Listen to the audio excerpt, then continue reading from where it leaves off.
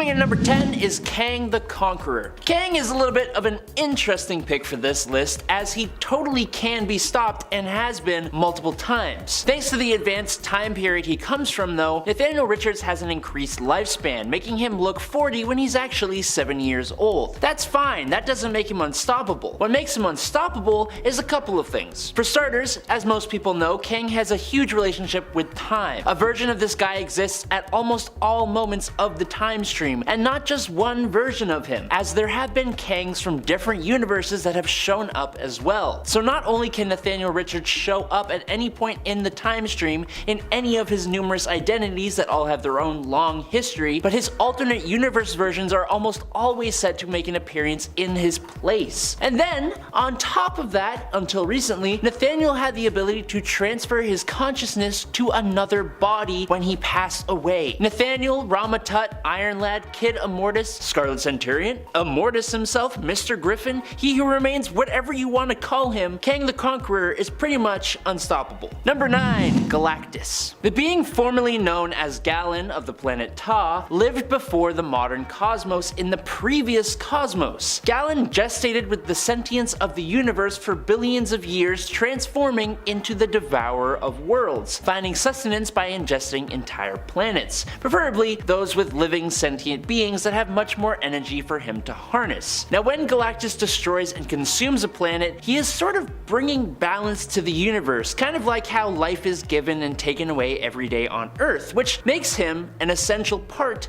of the universe. He's known for the destruction of the Skrull Empire and has attempted to devour the Earth so many freaking times, and I guess other planets for that matter too, or whatever. Galactus is also famous for his heralds such as Silver Surfer and the Cosmic Ghost Rider, and so many others, and while they are all powerful beings themselves, usually even before they gain the herald power boost, they don't hold a candle to Galactus himself. His only caveat is that Galactus's power depends on his planet's consumption, so a weakened Galactus has been taken out before, but if he eats like 4 or more planets or something, he's been able to defeat multiple mad celestials all by himself. He's powered by food, and I think pretty much all of us can understand that. Coming in at number 8, Abraxas. Abraxas is the polar opposite of the cosmic entity Eternity. So, being the opposite of Eternity, his whole reason for existing is to destroy all of the multiverse, which, I'll be honest, there are a few different characters in Marvel who exist for that reason, and funnily enough, a bunch of them are on this list. Abraxas is tied to Galactus too, because when Galactus would consume a planet, it would keep Abraxas in check. So, when Galactus is taken off the board in Galactus the Devourer, Abraxas is released and begins his path of ultimate destruction. As a cosmic entity, Abraxas' powers are essentially limitless, and his whole existence is kind of important to the universe, which means he can't really be taken out like a normal villain. So, how the heck do the heroes come out on top against this guy? Well, in Fantastic Four number 48 to 50, we learned of an incredibly powerful weapon called the Ultimate Nullifier. It was used back then to threaten Galactus and stop him from destroying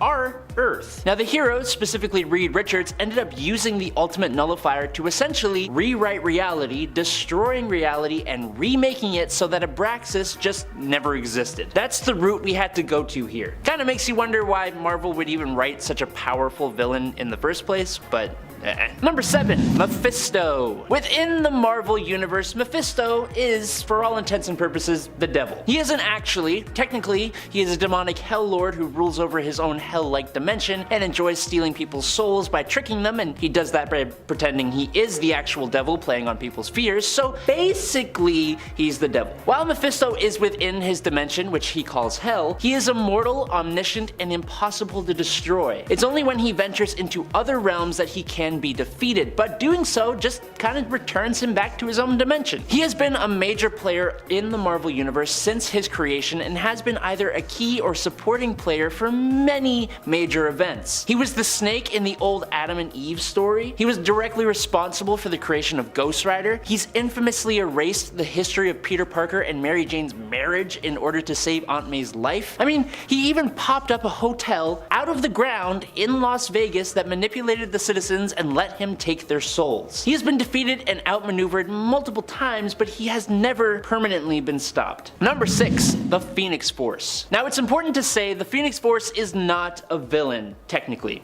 It is a cosmic entity representing all life in the Omniverse. The Phoenix Force will exist as long as there is, was, or will be life. If the Phoenix Force were to be destroyed, if that were even possible, all life would follow after it, as well as the ability for life to have begun in the first place. The Phoenix Force is just a force of nature, but it has been used as a darker force of power in the past. For example, when it inhabited Jean Grey during the Dark Phoenix Saga. It was at this time the entity was a villain, using Jean's insane levels of psychic power, which it then amplified to godlike levels. With this entity inhabiting her body, Jean and the Phoenix destroyed an entire solar system and attacked her fellow X-Men.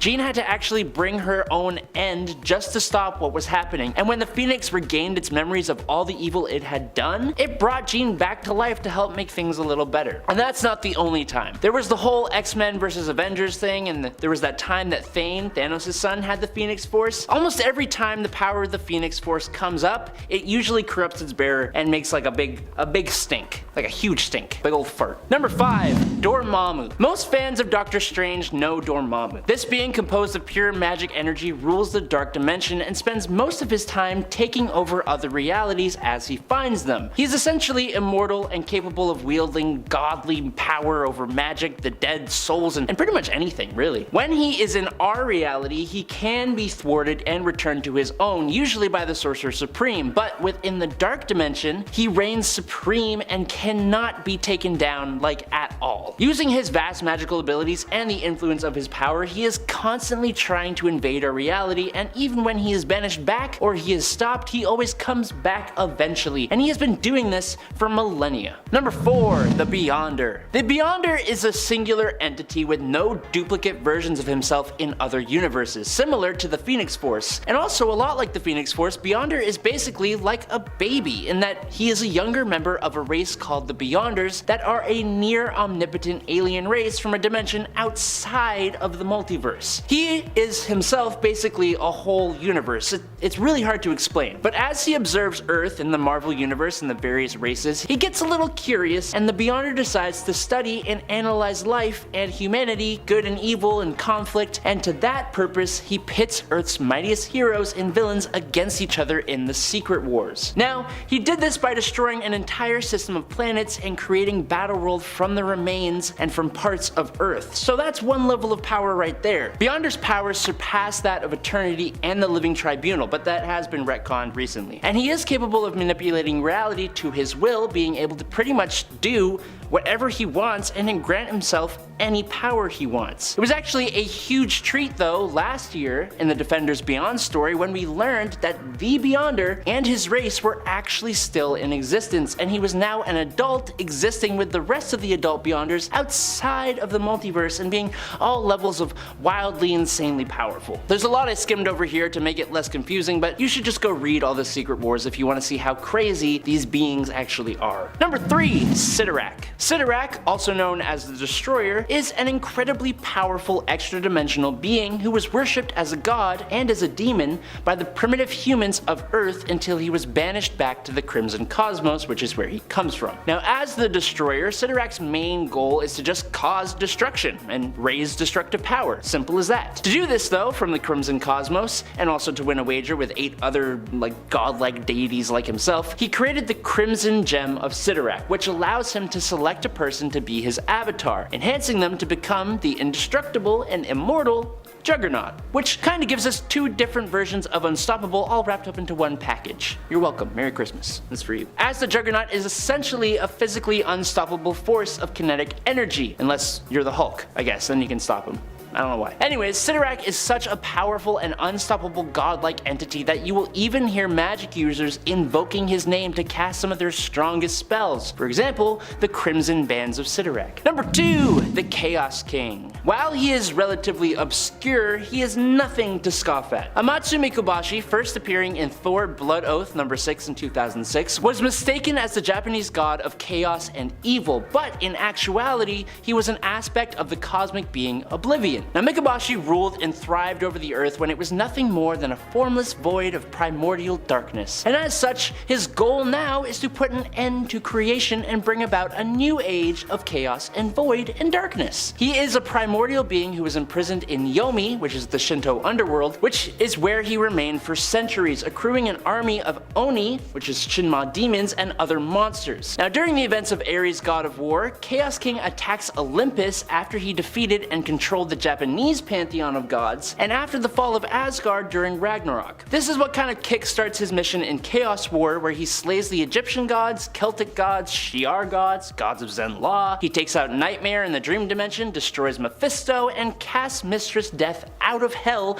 making her literally run away. And he releases the souls of the damned. He did all that. He has the power to defeat eternity and is practically unfazed by attacks from the likes of Zeus. God Hercules, Galactus, Silver Surfer, and Thor together could not defeat Chaos King. To win, Hercules had to literally punch him into a portal to an endless void of nothingness, and this was after he destroyed 98.76% of the entire universe. That's a lot. Number 1. Chthon. Chthon is one of the most powerful demons to ever exist. Even though he predates anything like this, of all the devil-like demons out there, including Mephisto, Chthon is the closest thing to the actual devil. He and his Ngari actually ruled the earth before the angel Lucifer attacked them, and that was before Lucifer ever rebelled against heaven and became the actual devil. Chthon himself is responsible for all the witches, werewolves, vampires, and other dark creatures, as well as being the master of the most powerful form of magic, chaos magic, which is the same stuff used by the Scarlet Witch. The Scarlet Witch has altered all of reality with just a fraction of that magic, so yeah,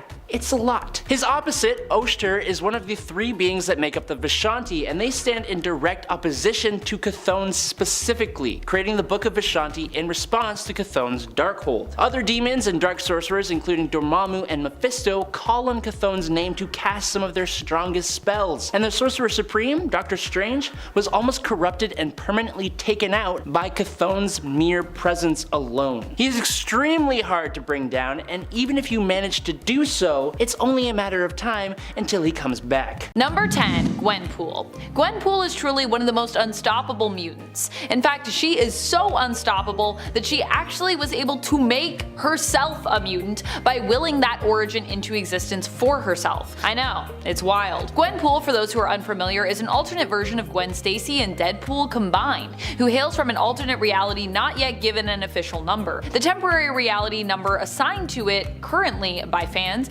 is 565. Gwenpool becomes a mutant after Kamala Khan, the current Miss Marvel, refuses to fight her when Gwen tries to instigate a battle, and instead tries to reason with Gwen. Kamala is the one who suggests that Gwenpool's understanding of the fourth wall and her belief that she is simply a character existing in a comic book could be a story that Gwen created as a result of not wanting to acknowledge the truth. The fact that she is actually a reality warping mutant. Possibly. The idea broke Gwen somewhat and caused her to retcon her own origins, instead becoming a reality warping mutant as Kamala had suggested and finding a home on Krakoa with all the other mutants of Earth 616. And friends, before we move on to our next spot on this list, if you love what we do here at Top 10 Nerd and if you love it when we talk about mutants, be sure to let us know by giving this video a thumbs up. Number 9. Rogue. Rogue is a mutant who truly is considered to be one of the most durable around. She can just take in a power set through absorbing someone's powers, permanently adopting it. In fact, some may not know, but that is actually how Rogue is able to fly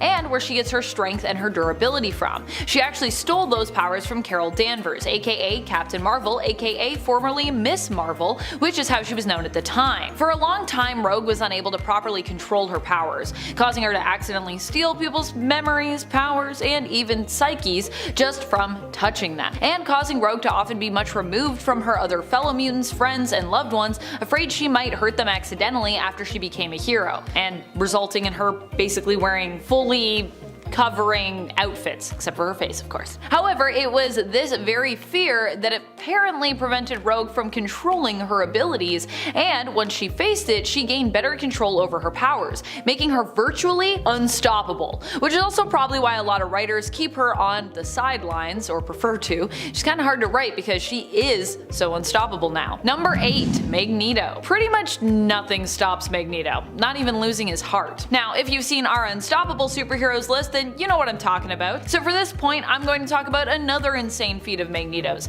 other than when he defeated Uranos while completely heartless with some help from Storm. Not only can Magneto sustain his own flow of blood without a heart using his powers, but he could also seriously mess you up by manipulating your blood in your body. Or even worse, mess you up by just pulling out all of the iron from your blood. We've seen him do that too, and it was pretty horrifying, I gotta say. Magneto has also used his mastery of magnetism to perform the kind of blood witchcraft you'd associate more with a magic user, a warlock if we were talking D&D classes, I suppose.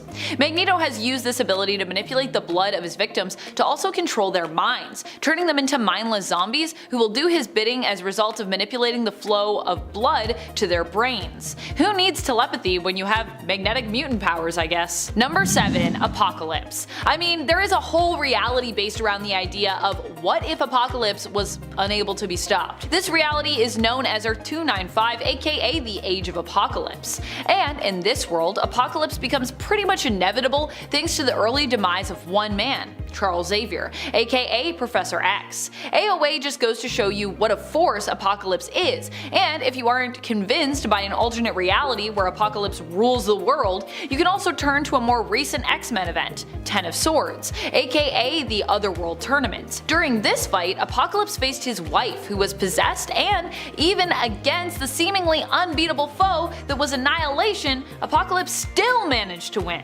saving his wife and freeing her from the influence of the Golden Helm, while also basically saving all of Krakoa, Mutantkind, and Otherworld, possibly the world itself, outside of Otherworld. Number 6. Jean Grey. You know how it goes. We have to talk about the most powerful original X-Men member if we're talking about unstoppable mutants. I just gotta do it. Jean Grey is a force to be reckoned with, and not just because she was the host for the Phoenix Force either. Even without the insane power of the Phoenix Force bonded to her, Jean has done some pretty impossible things, including almost single-handedly defeating Null during the Absolute Carnage event. And okay, yeah, so she didn't really single-handedly defeat Null one-on-one, but honestly, she probably could have if she really wanted to. She was, at the very least, integral to uncovering the God of Symbiote's weakness. Jean has been an unstoppable force many times over, and even while serving on the X-Men team recently, used her powers to single-handedly defeat Nightmare, who has managed to terrorize even Doctor Strange before, and she used her power to defeat Cordyceps Jones and his entire casino, simply by trapping him in an illusion while the X-Men basically did their thing. From within that illusion, Jean says it best when it comes to just how powerful she truly is in issue number 11 of the recent X-Men series. I was Marvel Girl, now I am Jean Grey. I did not even let the Phoenix command me,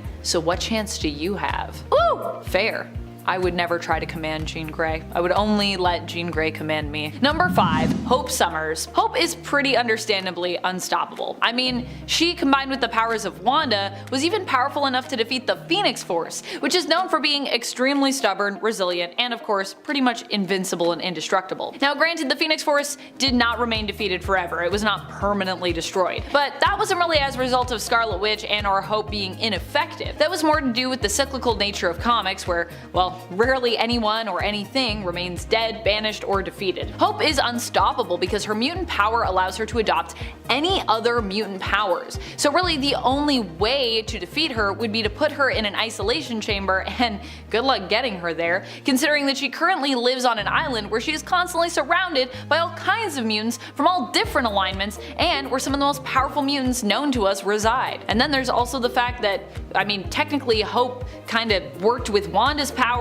and now Wanda isn't a mutant, so what does that even mean? Does that mean Hope can just take any powers? I'm still not sure about that. Number 4. Miranda. Miranda doesn't have a fancy codename. She's just Miranda. While not necessarily canon in the main continuity, Miranda is still one of the most unstoppable mutants I could think of, so I'm including her here, despite the fact that I believe she does exist outside 616. Although with her power set, that is something that seems like it could easily and quickly change if Miranda willed it to be so. Miranda is from the story X-Men Worst X-Man Ever, a limited series covering only one arc by Max Bemis and Michael Walsh. We are introduced to Miranda through Bailey Hoskins, who is the self-proclaimed worst X-Man ever. Bailey's powers allow him to self-detonate, in essence a human bomb, but that is all he can do, which means that it's kind of a one-use power, therefore lame and not really useful at all, because, you know, if you use it, you'll be dead. Bailey also isn't particularly skilled, athletic, or smart. On the contrary, his friend Miranda can warp reality, shaping it as she sees fit.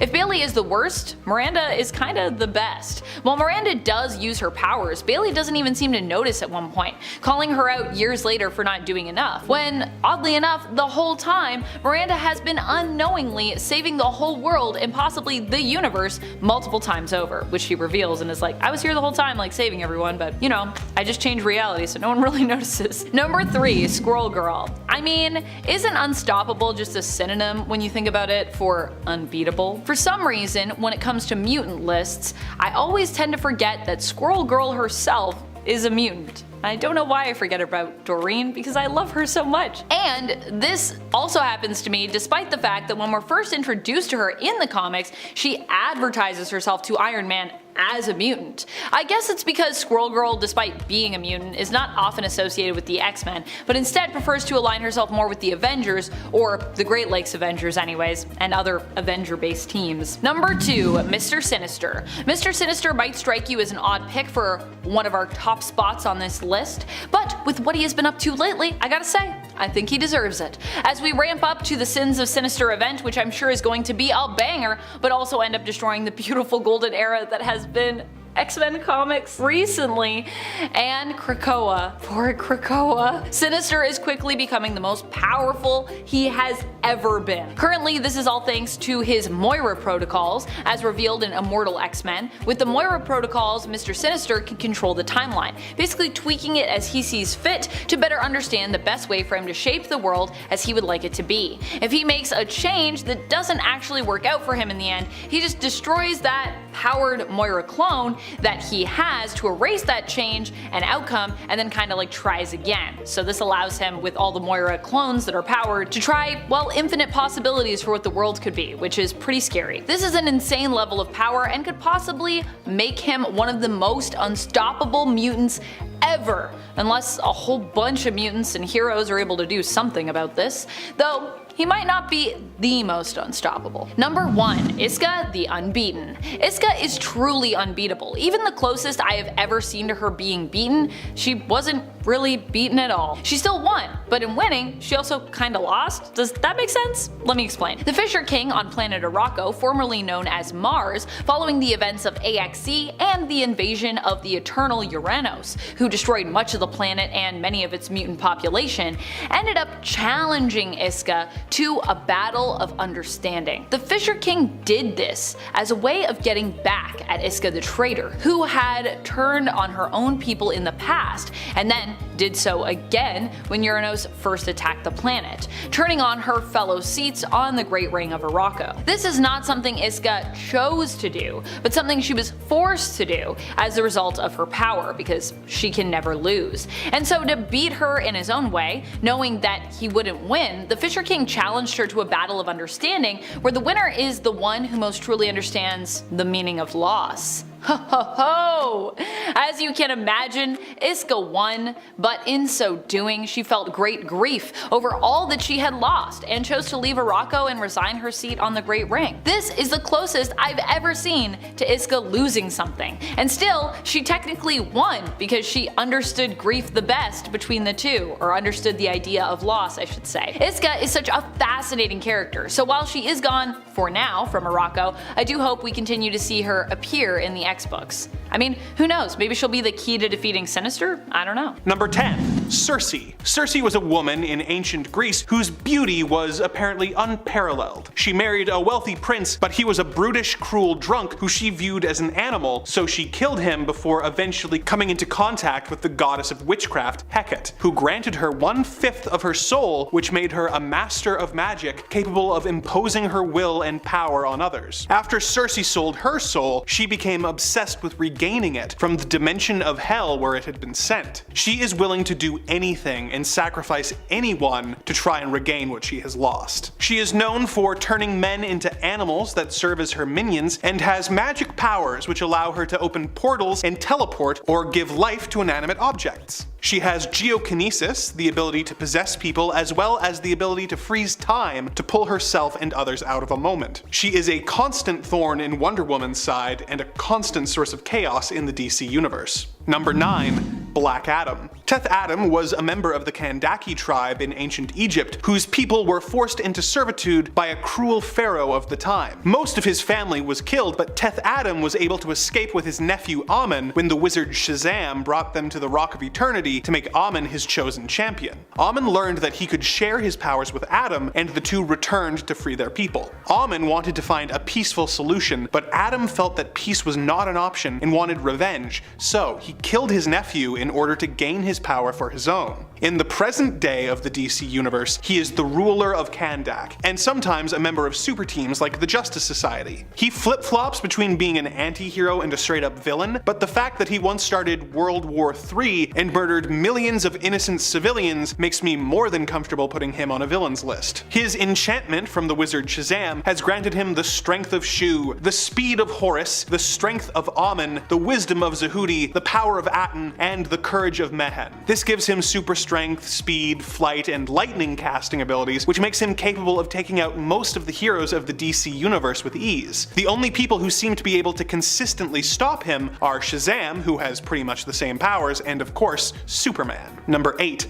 The Reverse Flash. There is some variation on the origins of the Reverse Flash depending on the continuity you are looking at, but usually he is a man from the 25th century called Eobard Thawne, who develops a fascination with the Flash. He works for years on studying the Speed Force until he eventually manages to replicate the accident that gave Barry Allen his superpowers and tries to become a hero himself. Because his time period doesn't have much need for heroes, he causes incidents that he can then solve himself. He eventually became friends with the Flash, but once Flash became aware of his true nature, he turned Thawne away and he became the Reverse Flash. Reverse Flash wants to gain his friend's respect and become an integral part of his history, so he traveled through time to mess with Barry's life, doing rather minor things like tripping him on the stairs when he was a kid and going to such extremes as killing his mother in front of him as a child. Reverse Flash's ability to manipulate the timeline makes him almost unstoppable, as if someone gets in his way, he simply travels through time and erases them from existence, as he did to his own brother, Roburn. Due to him being so weaved throughout history, Barry can't even stop him without risking creating an alternate timeline, as when he prevented Reverse Flash from killing Nora Allen and accidentally created the dystopian Flashpoint timeline. Even when Barry does manage to kill Thawne, because he is so connected to the negative Speed Force, he is always brought back before long. Number 7. Doomsday.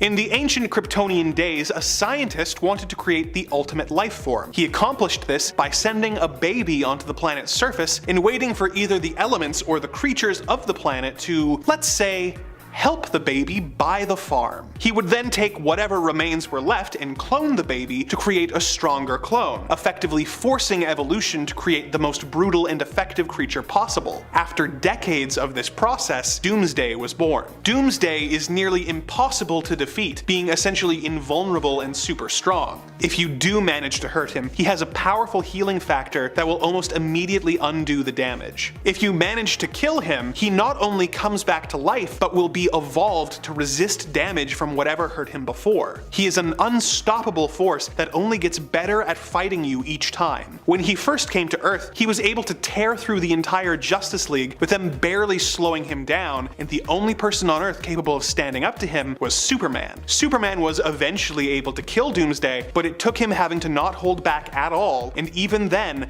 the effort killed him in the process as well. Number 6. Parallax. Parallax is a parasitic demon entity that is the embodiment of fear. He spent years traveling the galaxy, causing civilizations to destroy themselves out of paranoia until the Guardians of the Universe trapped Parallax in the Green Lantern's central power battery on the planet Oa for billions of years. This yellow fear demon living in the battery is the reason that for years Green Lanterns were unable to affect anything that was the color yellow. Parallax influenced the mind of Hal Jordan, making him more more and more anxious and self-doubting until he was driven mad by the destruction of his home, Coast City. In an effort to try and restore his home, Hal went on a rampage, killing the entire Green Lantern Corps and destroying the central power battery, allowing Parallax to graft onto Hal's soul, causing him to start going by the name Parallax and acting as a villain until he was eventually killed. The Spectre then freed Hal's spirit from the demon. Despite the fact that he can be trapped, Parallax is the embodiment of an emotional concept, fear, and is therefore unable to be killed. Beyond that, he is also able to manipulate reality, being able to create and destroy new planets at will. Number 5. Trigon. Trigon was a regular evil ruler of a planet until one day a group of aliens known as the Divine showed up, hoping to use something called the Great Heart of Darkness to eat his soul and cleanse the planet of evil. This backfired as Trigon absorbed the heart and gained the power of 100 galaxies worth of collected evils. It was at this point that the Divine revealed that they were not a boy band as their name suggested, but were in fact his parents. This family reunion was cut short when Trigon skinned them and wore them like coats. He would go on to have many sons whose mothers he would kill, and one daughter, Raven. Raven would not end up going into the family business, but would instead end up joining the Teen Titans and becoming Trigon's greatest enemy. He has mind control powers, shape-shifting, dimensional travel, the ability to manipulate matter, and telepathy and telekinesis, just to name a few of his powers. He is immortal, having apparently been around since the dawn of time, and nearly invulnerable, having shrugged off blows from Wonder Girl and Superboy, with Superboy even saying that punching Trigon felt like trying to destroy a mountain with a teaspoon. Number 4. Darkseid. After the old gods died in a battle against evil, the planets New Genesis and Apocalypse were born. The latter fell under the control of an evil and tyrannical new god called Darkseid. New Genesis housed the source of all life, the life equation, and Darkseid became obsessed with finding its opposite force, the anti-life equation. He discovered that the anti-life equation was on the planet Earth and began a campaign to conquer the planet, bringing him into constant conflict with the members of the Justice League, particularly Superman. He is all but immortal, invulnerable, and super strong. As if that wasn't bad enough, he is also an incredible tactician with a keen scientific mind who has telepathic powers and the ability to shoot omega beams from his eyes, which he can use to either destroy or teleport his victims, such as when he sent Batman back to caveman times at the end of Final Crisis, essentially turning the Dark Knight into a temporal bomb. Even Superman has trouble going toe-to-toe with this god, whose only weakness is a substance called radium. Number 3. Mr. Mxyzptlk. Mr. Mxyzptlk is a fifth-dimensional being who has developed an obsession with Superman and likes to spend his time harassing the Man of Steel and putting him through various ordeals for his own amusement. He can fly, teleport, and create essentially anything he likes with just a thought. He is also a character with cosmic awareness, sometimes speaking directly to the reader as though he is aware of his place in a comic book. He is a relatively benign nuisance most of the time, merely wanting to put Superman through the ringer with his various cosmic pranks, but he is capable of extreme villainy when he wants to be, such as in Alan Moore's Whatever Happened to the Man of Tomorrow, where he grows bored and decides to become truly evil, manipulating events to kill several of Superman's friends and ruining his life in the process. Mixie is so powerful that even he thinks it's unfair. So, to be a good sport, he gave himself a weakness that makes it so that the only way to stop him is to trick Mr. Mxyzptlk into saying his name backwards, which is of course Kiltipsixum. When you consider that this is a self-imposed weakness, and in theory if he wanted to remove this rule he could at any time, it makes you realize just how unstoppable he really is. Number 2. The Anti-Monitor. When a scientist on the planet Oa developed a screen to witness the creation of the universe, this caused a massive explosion which split reality and formed the multiverse. The Oans began a civil war, and several of them left for the Quard dimension, seeking the means to become all-powerful. Quard was in the antimatter dimension, and one day an excess energy on Quard's moon formed into a being known as the Anti-Monitor, who fed off of the evil energy of the antimatter universe and took over his universe. He wanted to then destroy all the positive matter universes in order to become as powerful as possible, causing the Crisis on Infinite Earths, where he went to war with the various superheroes of the multiverse, which resulted in the multiverse being streamlined into one universe. Barely any of those sound like real words. He has destroyed and absorbed over 1,000 universes and is capable of being able to alter reality and increase the power levels skills of the villains who serve him. He is essentially immortal, being able to fight the strongest heroes from hundreds of universes at once without taking any apparent damage. It was only through the actions of the Spectre, who had been empowered by all of the various DC Universe's most powerful sorcerers, that the heroes were able to defeat him at the dawn of time. He was eventually killed by Superman 2, but was restored to life when the multiverse was recreated. Number 1. Necron. Necron's origins are shrouded in mystery, with rumors that he existed before life or was created by darkness itself to serve as its protector. Other stories say that he was imprisoned into the land of the unliving by the guardians of the universe near the beginning of time. For most of eternity he was unaware of life, but once he discovered its existence, he became obsessed with becoming its master. He fought against the Green Lantern several times with his army of the undead until he formed his own Lantern Corps by trapping the Anti-Monitor in his own central power battery. The Black Lanterns are comprised of dead superheroes as well as the entire population of the destroyed Coast City, who he has resurrected and forced to fight on his behalf. Even when his physical form is defeated, as he was never technically alive, he is simply sent back to the land of the unliving to begin plotting a new scheme to destroy life itself. Number 10. Moira McTaggart. Moira McTaggart, when she was a mutant, was pretty unstoppable. I mean, she almost single-handedly destroyed all mutants from behind the scenes, which I think is pretty wild. And she also posed as someone working to save all mutant kind on various occasions, which I think also made her unstoppable in a different kind of way. Moira McTaggart, of course, is no longer a mutant in the comics as she was depowered, but her mutation was reincarnation, with the knowledge of prior lives lived carry that forward into her next life. In fact, Moira's power was so great that it was proven to be connected to the very fabric of time and reality, with the whole universe seemingly resetting after each of her deaths. This also means that even after being depowered, Sinister was able to create and use clones of Moira with their mutant gene activated to predict the outcome of various events and shape reality in his own image. In essence, Sinister can now use Moira, or more specifically Moira clones, to attempt various tactics in order to get things as he would like them. Now, when a tactic fails, he simply destroys that Moira clone, thereby erasing that tactic, its outcome, and the resulting timeline/reality. And friends, before I move on to our next spot on this list, if you love what we do here at Top 10 Nerd, and if you love it when I talk about mutants, I know I love it, be sure to let us know by giving this video a thumbs up. Number 9. Franklin Richards. Franklin Richards might not have his powers currently in the comics, but that doesn't stop him from being one of the most powerful mutants to have ever existed, and definitely the most unstoppable, at least across time. Besides, I'm pretty sure Franklin will have his powers and his mutant status back eventually. Like Gwenpool, Franklin was also revealed to have willed himself into becoming a mutant, although he did so subconsciously, which is even more nuts. Franklin's powers were of the reality warping variant, and apparently without knowing it, he used them to make himself appear as a mutant. However, as his powers waned, it was made clear that he was not truly one, but simply appearing as one thanks to these powers. And apparently this was confirmed when we noticed that, yeah, Franklin, oh wait, no, you're not actually a mutant, you're just a depowered mutate, so whoops. This is why he ended up getting rejected from Krakoa, although Professor X did not appear to Franklin personally, but simply in his astral form. Number 8. Darwin. Darwin is one of the mutants who was brought on the mission to infiltrate the Children of the Vault's home base, known of course simply as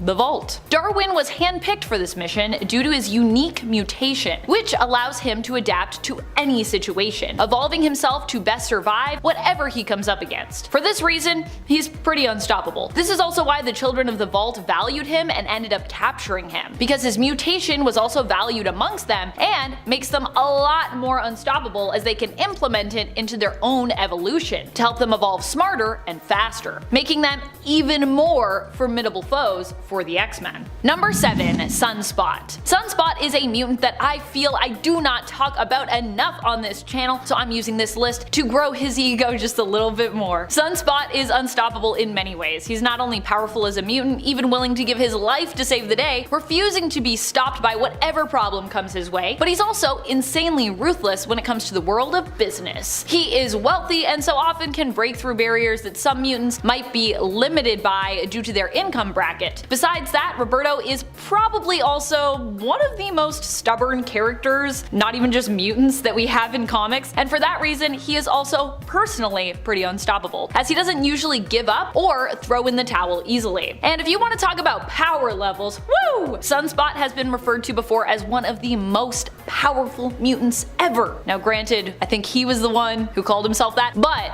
Bobby's ego aside, I do actually myself believe him to be one of the most powerful. Number 6. Destiny. I love this suggestion from Jamie Dowdy, who commented on our last video saying, "I think Destiny will be the ultimate stop to Sinister. She's got something planned, as always." And I imagine a smirk at the end of this comment. As always, smirk. Because, well, you are so right, Jamie. Destiny does always have something up her sleeve. This is just because she is so good at seeing the future. There is very little Destiny seemingly can't see when it comes to all the multiple possibilities of the world. And I do agree that Destiny will likely play a key role in the demise later on of Sinister. Straight out of the gate, she threw many wrenches into his various attempts to enact his plan. If it weren't for Destiny, Sinister would have succeeded potentially a lot more easily and sooner. Also, people never think of mutants with precognitive abilities as being unstoppable because, well, they're usually pretty squishy, but you don't have to worry as much about being squishy when 1. Your wife is one of the most deadly mutants, Mystique, and 2. You can pretty much just like sidestep almost any and all dangers headed your way by seeing their potential before they have even arrived. Number 5. Emma Frost. Emma Frost is one of the best telepathic minds we have in the comics. She has proven herself to be even more powerful than some of the most iconic telepathic mutants, such as Professor Xavier himself, at one point laying traps in Cyclops' mind with which to ensnare Xavier should he attempt to enter Scott's mind, which of course he did. Emma also has proven how deadly she is when she manipulated the mutants into going to war during the Inhumans vs. X-Men event. Not her finest moment, to be sure, as a hero. Speaking of her being a villain, she also successfully stole Storm's body for a time in a body swap, managing to briefly infiltrate the X-Men. And even when Emma isn't using her own powers and mastering them, she's proving how powerful she is while using someone else's, like when she swapped bodies with Iceman and was able to use his powers to turn into water and travel through currents. So not only is Emma a powerful telepath, teacher, and businesswoman in her own right, but she can also be quite good at mastering mutant skills and power sets which don't even belong to her, which is probably what also makes her a really good teacher. Number 4. Mad Jim Jaspers. He is a weird mutant that actually started out as a villain who was anti-mutant himself. Mad Jim Jaspers was in essence someone who was seen as pro-human and anti-mutant until people realized he himself was a mutant with reality warping powers. He ended up being quite the foe as well, and despite having died multiple times, has returned time and time again. Most recently, he returned in Otherworld, first spotted there during the Otherworld tournament showcased in the Ten of Swords event. Jim literally just popped up there as the person in charge of the crooked market in Otherworld, a sort of black market in the fantasy world where a person can literally find and acquire anything they could possibly think of, no matter how rare, elusive, or seemingly forbidden. The even stranger thing is, last we saw him before this, I believe Jaspers was once again dead, and his random appearance was not explained here. So we still don't really know how he came back to life and got to Otherworld. I suppose we can chalk that up to just how unstoppable Mad Jim and his power set are. Number 3. Sync. Sync has recently become one of the most OP mutants to many X-Men fans. He was resurrected on Krakoa earlier as he was needed for a mission to infiltrate the Vault, where the children of the Vault had retreated to. The team was 3 mutants who are known for their unstoppable level of resilience, especially combined. It included Laura Kinney, formerly known as X-23, currently known as Wolverine, Darwin, and Sync. Of the 3, only Sync seemingly survived and escaped once they had the intel that they needed. Although later we learned that Laura also managed to survive, so now we kind of have 2 Lauras in the comics, old Laura and younger Laura, as she was initially believed dead and therefore resurrected. Sync was able to get valuable information back to Krakoa before dying himself and being resurrected once more in a younger body. You see, in the Vault, time moves differently, so he and the team had actually lived there for hundreds of years, despite the fact that a much shorter period of time had passed outside of the Vault on Earth. Upon being resurrected, Sync's powers seemed to mutate further, allowing him to retain the powers of a mutant that he'd synced with previously, as opposed to only being able to use their powers while nearby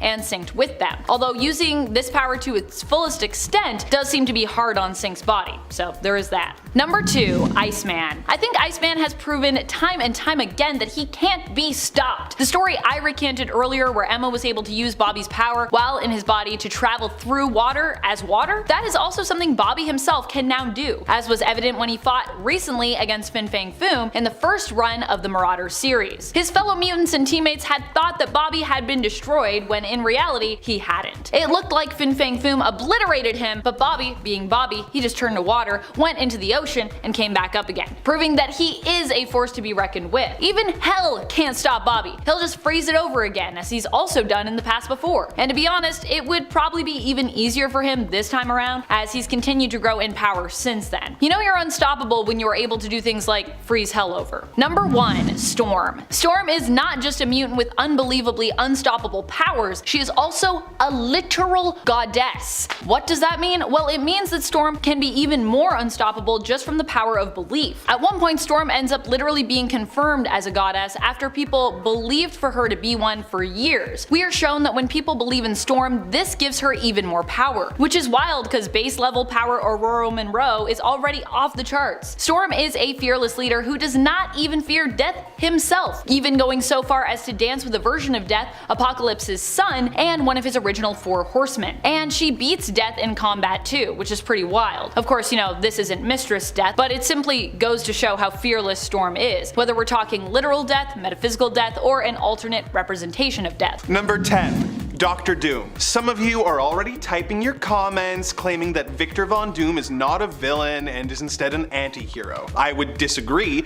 saying that he's at best an anti-villain, but honestly if I didn't include him I'd be getting just as many comments complaining about his exclusion, so let's put him at the bottom and agree that Dr. Doom started out as a villain and has become more nuanced and difficult to peg down in the years since. Victor Von Doom was the child of Romani people living in Latveria. His mother was a sorceress, and after her and his father's passing, Victor began to study her books, teaching himself the dark arts. He also developed a keen scientific mind, which made him a legendary scientist and inventor at a very young age, and led to him being tracked down by the US military and offered further education in the States. It was here that he met Reed Richards, with whom he developed a lifelong rivalry. While still in school, he developed his infamous Doom bots and also built a functional time machine. He was disfigured in an accident that resulted in his expulsion, and he went on to become the leader of some monks who helped him build his iconic armor. He became the main antagonist of the Fantastic Four and the dictator of the country of Latveria,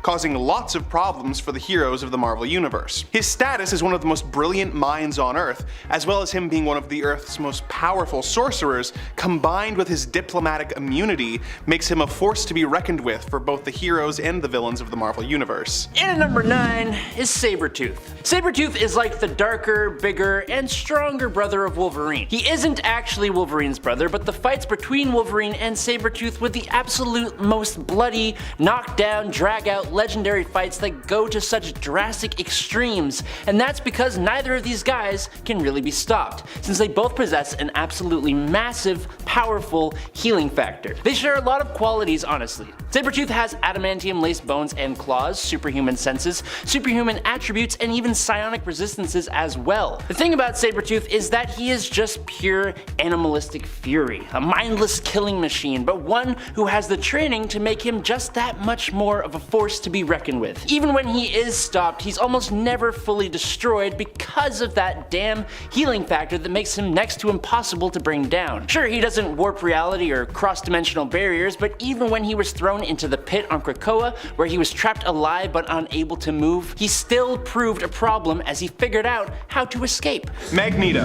When Mac Eisenhart was a young man in Germany, he was subjected to many atrocities at the hands of the Third Reich, who sent him to Auschwitz for no reason other than being Jewish. He eventually escaped and became known as Erich Lenscher. He discovered that he had the ability to control the powers of magnetism, and after the war, used them to track down former German soldiers. He developed the belief that mutants and humanity could not coexist and became Magneto, a mutant dedicated to mutant superiority and the leader of the Brotherhood of Evil Mutants. He fought the X-Men several times over the years, but they eventually came to an uneasy truce, working together to form a refuge for their kind on the island of Krakoa, which is good for everyone as Magneto is a very difficult villain to stop and has stood up to the entire Avengers team, once reversed the Earth's magnetic poles, and also created a global EMP, which took out the world's technology, showing that he could plunge us back to the Dark Ages whenever he wants. Number 7. Apocalypse. The name of the game for Apocalypse Apocalypse, or En Sabanur, is survival of the fittest. His powers manifested back in ancient Egypt with the powers of immortality and the ability to alter the molecular structure of his own body. Now, we unfortunately have to talk about time travel here. I'm sorry. While Apocalypse has history with Kang the Conqueror as Rama Tut, the more important time traveler that Apocalypse deals with is Nathan Summers, aka Cable. In the future world of Cable, Apocalypse had conquered the world, so in order to stop that, Nathan went back to ancient Egypt to defeat Apocalypse. Now during that fight, the techno-organic arm of Cable bonded to Apocalypse, who used it to interact with a celestial spaceship and integrate all of its technology into himself, amplifying and enhancing his existing powers, allowing him to do pretty much anything. He can teleport, interface with any technology, grant himself almost any power like strength, flight, energy beams, telepathy, telekinesis, and all kinds of stuff. Obviously, it all depends on the story he's in. He's so incredibly OP that his powers wax and wane based on the story. Like in the X-Men animated TV show, he grew to like 1,000 feet tall and just used energy beams to completely vaporize the X-Men. And that could totally happen in the comics too at any point if it served the story. Usually he just sends out his horsemen to test the mutants though. The thing that makes him even more unstoppable is his ability to move his spiritual essence into new host bodies when his physical body is either worn out from his massive power or destroyed in a fight. Number 6. Hela. Hela is the daughter of Loki, who was appointed by Odin to be the goddess of death. He would come to regret this choice, as Hela soon began several attempts to steal his and his son Thor's souls and to conquer Asgard for herself. In one of her most disturbing plots, she cursed Thor with immortal life, but a frail and decrepit body. She eventually reversed this and moved to Las Vegas, where she began to feed upon the souls of the unlucky. As the goddess of death, she can't really die, and is able to heal any injury with great speed, even being able to come back from disintegration. She has the power to kill immortal beings with a simple touch, making her a force to be reckoned with for Thor, let alone the normal human heroes he works with. Number 5. The Fury. Many people may actually not know of the Fury, and there's a rather simple reason for that. The Fury came about in Marvel Superheroes UK, which is Marvel's attempt to branch out to British audiences and revamp Captain Britain. But it was also a way for Marvel to open up and explain the concept of the multiverse, and this all happened in the Crooked World story. This story deals with one of the most powerful reality warping mutants ever, named Mad Jim Jaspers on Earth 238. But he's not even the focus of this point. Mad Jim Jaspers became the leading political leader in England, rallying the people against superheroes, and he created what was essentially a robot called the Fury, for the sole purpose of taking down superheroes, and my lord, the Fury is good at it. In the matter of 2 years, the Fury decimated every single superpowered being on Earth 238 except for Jim Jaspers. The Fury is similar to the Sentinels we see in the X-Men Days of Future Past movie, because this robot can analyze superhuman powers or any threat and modify its own defenses and capabilities to combat it. But it can also fire extremely potent energy blasts and even restore itself after being completely destroyed. The Fury ends up completely obliterating Captain Britain, causing him to be revived. And that was all a test for Captain Britain to face the much more powerful Mad Jim Jaspers from Earth 616. Now, the universe of Earth 238 gets destroyed, but the Fury adapts to even that and develops the ability to travel across dimensional barriers to continue its mission. The only thing going against this being is that he doesn't have a ton of appearances, so it's kind of hard to judge him against other beings. Number 4.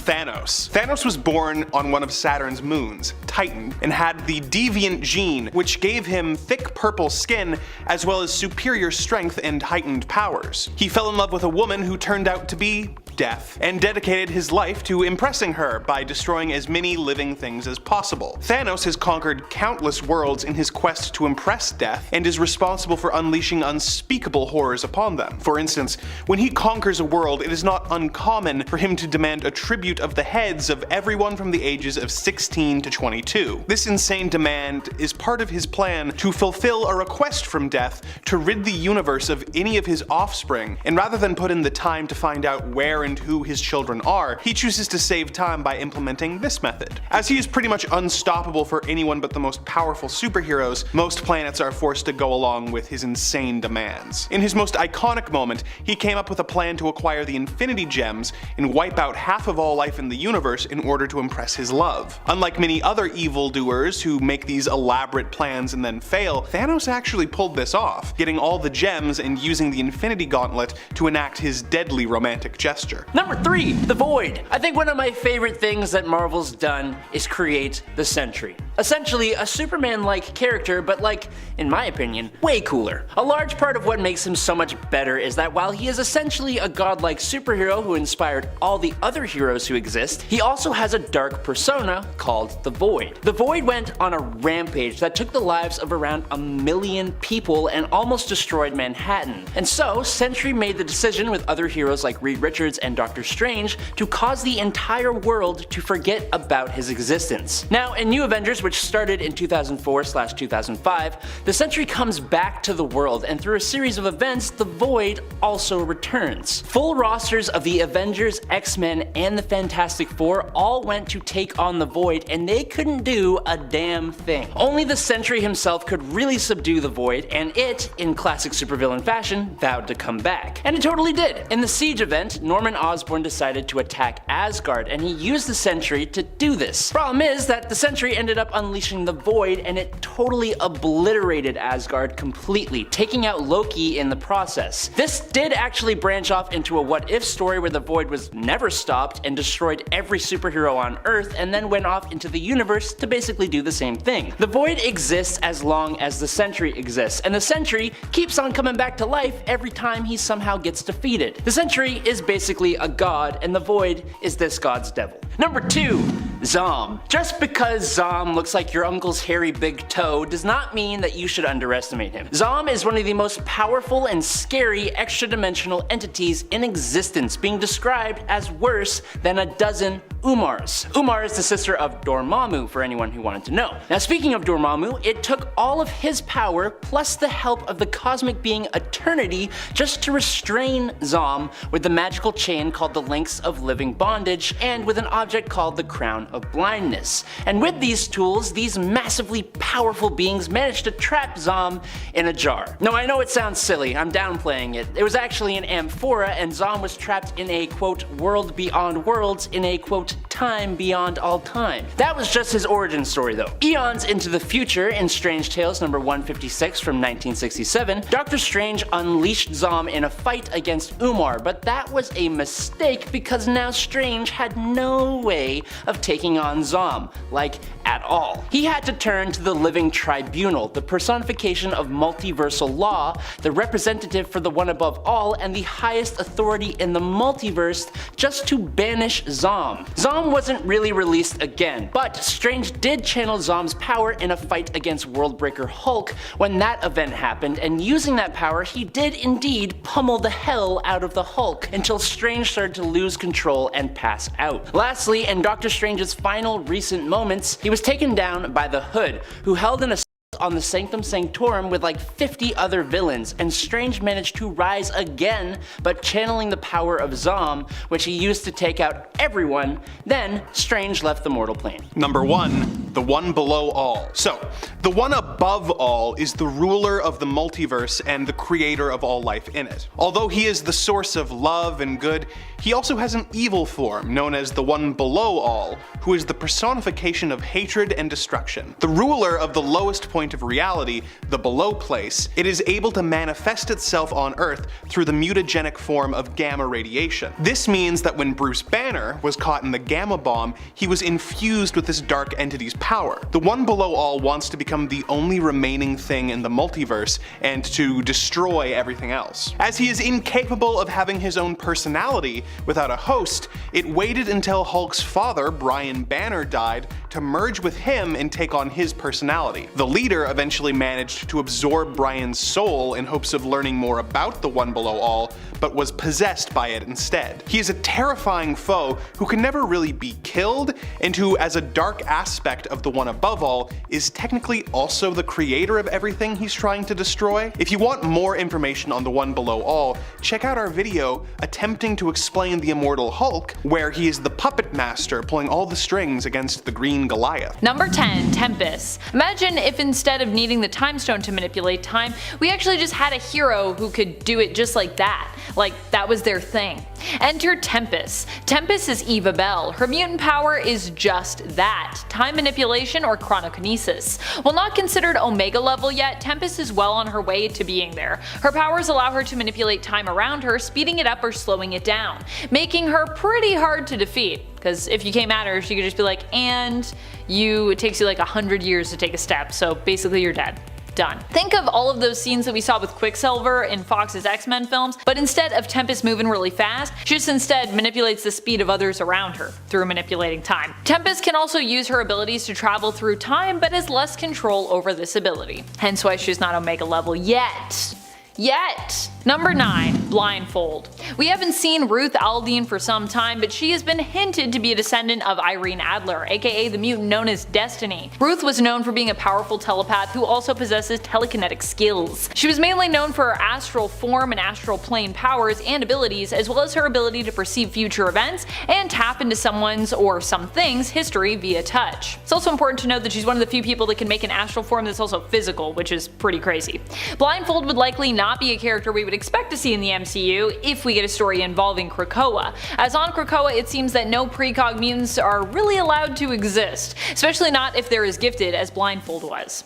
And probably not also because she's related to Destiny, so that's also a no-no. And friends, before we move on to this next spot, if you are loving this list and you want more lists like it, I know I love talking about mutants with all of you fun folks out there, be sure to let us know by giving this video a thumbs up. Number 8. Iceman. I really don't want Iceman to be too powerful for the Marvel Cinematic Universe in the same way that I don't want Storm or Jean to be either, because I just like those characters. But the reality is he, like the others, might just be a bit too powerful. Iceman is an Omega level mutant, which basically means he is not only super capable and disciplined when it comes to the use of his powers, but is also considered the tippy top of excellence in his power category. Iceman started out as really snowman in his little black booties, but now he has grown to be so powerful that he can help to effectively terraform a planet with his abilities, aiding the terraforming of Mars in planet-size X-Men when it came to ensuring there was enough water on that planet. Not only that, but Bobby no longer ever needs to fight alone, as he can also now make little ice or snow golems, effectively always possessing an army just at his fingertips. He's like, ice it up. I don't know why I'm doing this. This is like some Salt Bae something. That's how Iceman uses powers. He's like, I am Salt Bae. Number 7. Kid Omega. Despite the fact that Iceman is really impressive, I had to put Quentin Quire a number above on this list. Despite his multiple comedic deaths in the Dawn of X and Reign of X era, oh, what a time. The fact remains that telepaths tend to rule, while by comparison, most other power sets just tend to drool. Sorry.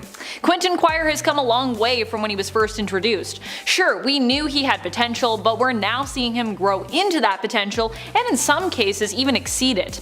And let's keep in mind that he's still pretty young in comparison to some of the other main cast of well-established mutants, who for the most part are completely grown up now.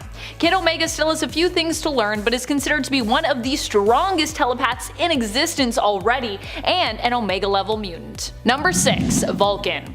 Vulcan is known for being Omega level or even beyond. He is the youngest and most powerful of the Summers brothers. Vulcan is Gabriel Summers. At the time when Christopher and Catherine Summers were abducted, it turned out that Catherine was actually pregnant with Gabriel. When she was killed, he was removed from her body and was matured in an incubation accelerator, skipping many of his childhood years. Vulcan would manifest energy-based powers like his brothers. His powers allow him to absorb and redistribute a diverse group of energy types. Not only that, but he can absorb a lot of energy when it comes to his limits. He can also use his abilities to absorb and drain the powers of others under certain circumstances, thereby suppressing his opponent's power.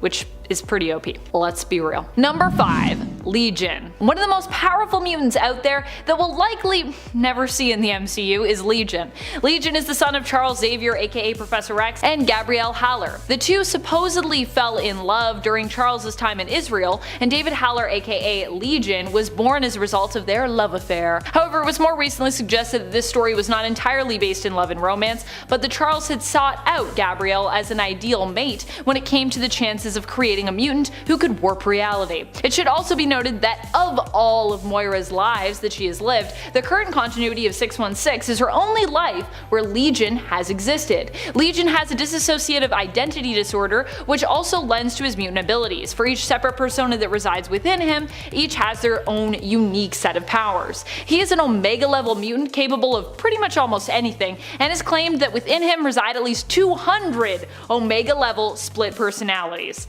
That's a lot of Omega level. Sounds like it would be a lot for Marvel to tackle. Also that hairdo. That would be a lot, just in and of itself. I love Legion's hairdo. I love that he still has it. Number 4. Storm. As I said earlier, I really don't want an MCU mutant superhero squad without Storm, now Queen of Arakko, formerly known as the planet Mars, but the reality is if we're going to have mutants like her and Iceman, or really any of the other Omega levels on this list, we're gonna need to do something about their power levels. We might have to meet a much younger Aurora, who was less in control of her powers, or otherwise just tone down some of her capabilities, as Storm is now pretty OP, and it's very deserved, truth be told. The thing I really love about Storm actually is, sure, I mean she can manipulate the weather on a scale that could threaten the whole globe with a massive storm, but she also doesn't need her mutant powers to be intimidating or be powerful. She's also a master combatant, having been trained by some of the best warriors in all of Wakanda, on top of her already established abilities, and she could likely intimidate most people who have heard tell of her with just a glance, because she's Storm. Number 3. Jean Grey. More specifically, the Phoenix version of Jean, or just really unlocked potential version of Jean Grey as well, I guess. Marvel Girl, even initially in the comics, struck me as a powerhouse when we first met her, although we would see her powers reined in throughout those early years. Remember when, in the Danger Room, her test was to basically do a super fast cross stitch using her telekinesis powers? She eventually surpassed the mental blocks that were put in place by Professor X, initially to protect her when she was younger. Jean Grey is considered to be one of the most powerful psionics in existence. She can defeat you with just a mere thought. So to have her in the MCU, like Storm, we need to tone her down or have her show up with mental blocks firmly in place in order just to have her there. Number 2. X-Man. X-Man is Nate Gray, the genetic offspring of Jean Grey and Scott Summers, aka Cyclops. He was made in a lab of Sinisters but hails from an alternate reality. Nate is the genetic child of Marvel Girl and Cyclops in the Age of Apocalypse reality of Earth 295. However, that wouldn't stop him from venturing into the reality of Earth 616 from time to time. He was created by Sinister while Essex was a servant of High Lord Apocalypse, who ruled for a long time in the AOA reality. Nate was created to be the perfect mutant and is considered to be Omega level or even beyond, being considered the most powerful psionic in any reality. His list of abilities is vast, but basically he is a psionic, mutant, and extremely powerful telepath and telekinetic who is capable of warping reality. He's also considered a potential or suitable host for the Phoenix Force as well. Just a little bonus for you. Number 1. Onslaught. It was a toss-up, by the way, for the top spot on this list for me between Nate Gray and Onslaught, but ultimately I think in a fight Onslaught would win because he's bigger, and big guys usually stand a pretty good chance of winning in the comics, even if they are villains. I know that sounds like a simple reason as to why he'd win, but I stand by it. Onslaught is like a massive dude. A massive physical astral form, you know what I mean? Onslaught might have made a return in the Way of X series and following one-shot Onslaught Revelation, but I don't think we'll be ready for him in the Marvel Cinematic Universe anytime soon. Onslaught is an insanely powerful mutant who initially represented the dark side of Charles Xavier combined with Magneto. Onslaught was unleashed when Charles snapped and defeated Magneto more permanently by wiping his mind clean. In reality, however, Charles was not able to completely get rid of Magneto because that's not how that works, and instead Magneto's mind was simply removed from his body and kind of absorbed into Xavier, awakening Charles' own dark side and bonding with him to create Onslaught. And now Onslaught lives in everyone. Yay! Spoilers. Number 10. MODOK. This version of MODOK is not to be confused with the original form of the original Earth 616 MODOK, whose acronymic name ended originally in a C also. Where the Earth 616 MODOK C typically stands for computation or computing, this version of MODOK C stood for conquering. This MODOK hails from Earth 20051, first appearing in the 2000 series Marvel Adventures The Avengers. Here, MODOK successfully converts the Avengers into his own loyal minions by turning them into MODOKs. Fortunately for the Avengers, but not so fortunate for MODOK I guess, they would realize that this transformation was only temporary and would manage to break free from his control. Here, MODOK originally stood for Mental Organism Designed Only for Conquest. Number 9. MODAM. What happens when you combine MODOK with Doc Ock? MODAM! MODAM is actually a female version of MODOK. She was unique in the sense that she had long metallic Dr. Octopus-esque arms in addition to what MODOK had. She was also equipped with a doomsday chair, and of course she had lipstick because she's a lady MODOK, so you know, we gotta know. Gotta have that lipstick. Initially, MODAM was Alinka Barankova before she was transformed, although for a time she was actually suspected to have originally been Hank Pym's first wife, Maria Travoya, but we learned the truth. She didn't last too long in the comics, about 10 years, first appearing in West Coast Avengers issue number 36, where we thought of course that she was Maria, and dying in Captain America issue number 3 in the late 90s series of that comic. Number 8. Ultimate MODOK. This version of MODOK definitely looks a lot more terrifying than most. This version of George Tarleton was the head of AIM in terms of their research division anyways, on their space station. He ended up transforming from man to machine to just straight up monstrosity, and the transformation happened pretty quickly there. During a fight against Galactus, Vision, also of Earth 1610, turned on him. In this reality, Vision is a female android who ended up ripping off Tarleton's head after he chose to sacrifice another AI that she had grown attached to during combat. From here, Tarleton would become more the kind of MODOK we'd know him for, with his head moving around on spindly, spider-like limbs and managing to survive despite being separated from his body. At one point, MODOK returns with his own Galactus cult and even manages to take hold of and control part of the Galactus swarm. Number 7. MODOK from Nick Fury, Agent of S.H.I.E.L.D. This version of MODOK also has an acronymic name that stands instead for Mental Organism Designed Only for Conquest. The acronym was likely changed for his name in this case because he appears in an animated show intended for general audiences, and Marvel therefore probably didn't want to go with the more traditional K for killing at the end because, you know, children, while still wanting MODOK though to be fearsome here. Instead of just focusing on, C for computing with C for, conquesting. This animated version of the character is pretty powerful in regards to what he can do. Not only is he a super genius who is said to rival even some of Marvel's greatest minds such as Reed Richards and Doctor Doom, but he can also fire deadly psionic bolts as well as straight up control minds. So, pretty crazy. Number 6. BRODOK. BRODOK is technically another version of another character on our list. BRODOK was created during a period in MODOK's life when they wanted to reinvent themselves by reforming. To do this, MODOK decided to work on his own image, his outer image, by building a new, more muscular, humanoid, and I'm sure what he thought was a more desirable form. In this new body, he took the name of BRODOK, which stands for Bio-Robotic Organism Designed Overwhelmingly for Kissing. However, after he was rejected, no kissing for BRODOK, he turned to the side of villainy once more, transforming those who had rejected him into monsters and causing the West Coast Revengers to reform in order to take him down. During MODOK's time as BRODOK, the capability to feel love was also added into his programming. So this is basically like an already powerful alternate version of MODOK, but with the addition of being able to love and also muscles.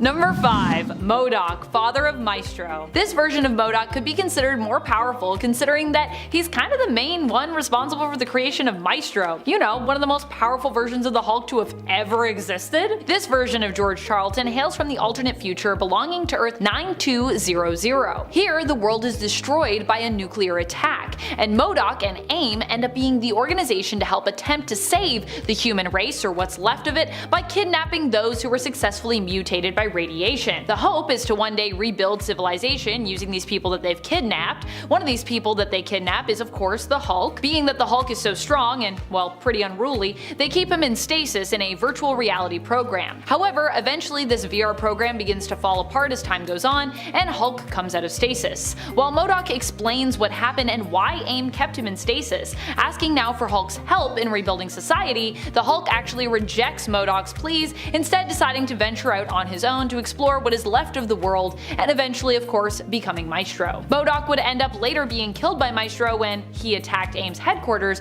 but not before MODOK was able to free the Abomination, updating him on the situation before setting him free to get revenge for MODOK on Maestro. Number 4. MODOK Superior. This MODOK is an alternate in the sense that he is a clone. He hails from the reality still of Earth-616, the main reality. He was created from a clone brain of George Tarleton himself, but given a completely new body and a new personality. This version of MODOK would end up as a member of Intelligentsia and would surprisingly temporarily forge an alliance with S.H.I.E.L.D. At one point he almost betrayed S.H.I.E.L.D. and enacted a plan to destroy them before he realized that he was actually in love with Maria Hill, which prevented him from following through with said plan and resulted in him ultimately leaving S.H.I.E.L.D. This version of MODOK would continue down a path for good and would eventually set his sights on saving the world rather than destroying it, becoming a hero. He would temporarily control Ultimo's body, becoming Ultimodok. Although for a good while MODOK Superior had acted as a hero,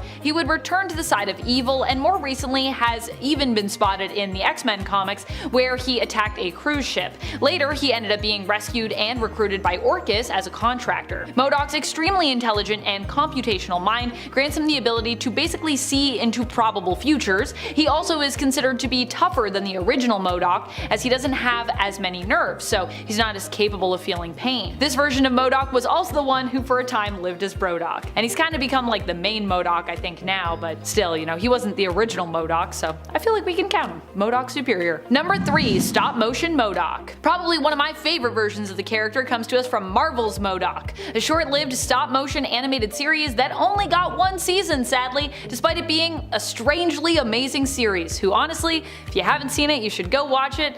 I don't really spoil anything in this point, I'm just gonna tell you about it a little bit. In the show, Patton Oswalt voices MODOK, who starts off season 1 as the head of AIM before being tricked basically out of his position as he begins to go through a midlife crisis with his family, with even his wife, Jodie, seemingly turning on him and asking for a divorce. Despite the trials and tribulations that MODOK goes up against, he perseveres, and it is for his resilience that I feel like he also deserves a spot on our list, despite his many failings throughout the show. And honestly, even despite those many failings, MODOK still manages, I will say, to end up on top in many ways, although often at the cost of his own and others' happiness. This version of MODOK also seems to have the actual family that MODOK Superior saw in a vision. However, this family wasn't real for MODOK Superior, who after learning that they didn't exist, sought to basically create his own version. Whereas for this version of MODOK, they're just his family and they're real and they do exist. Number 2. Baby MODOK.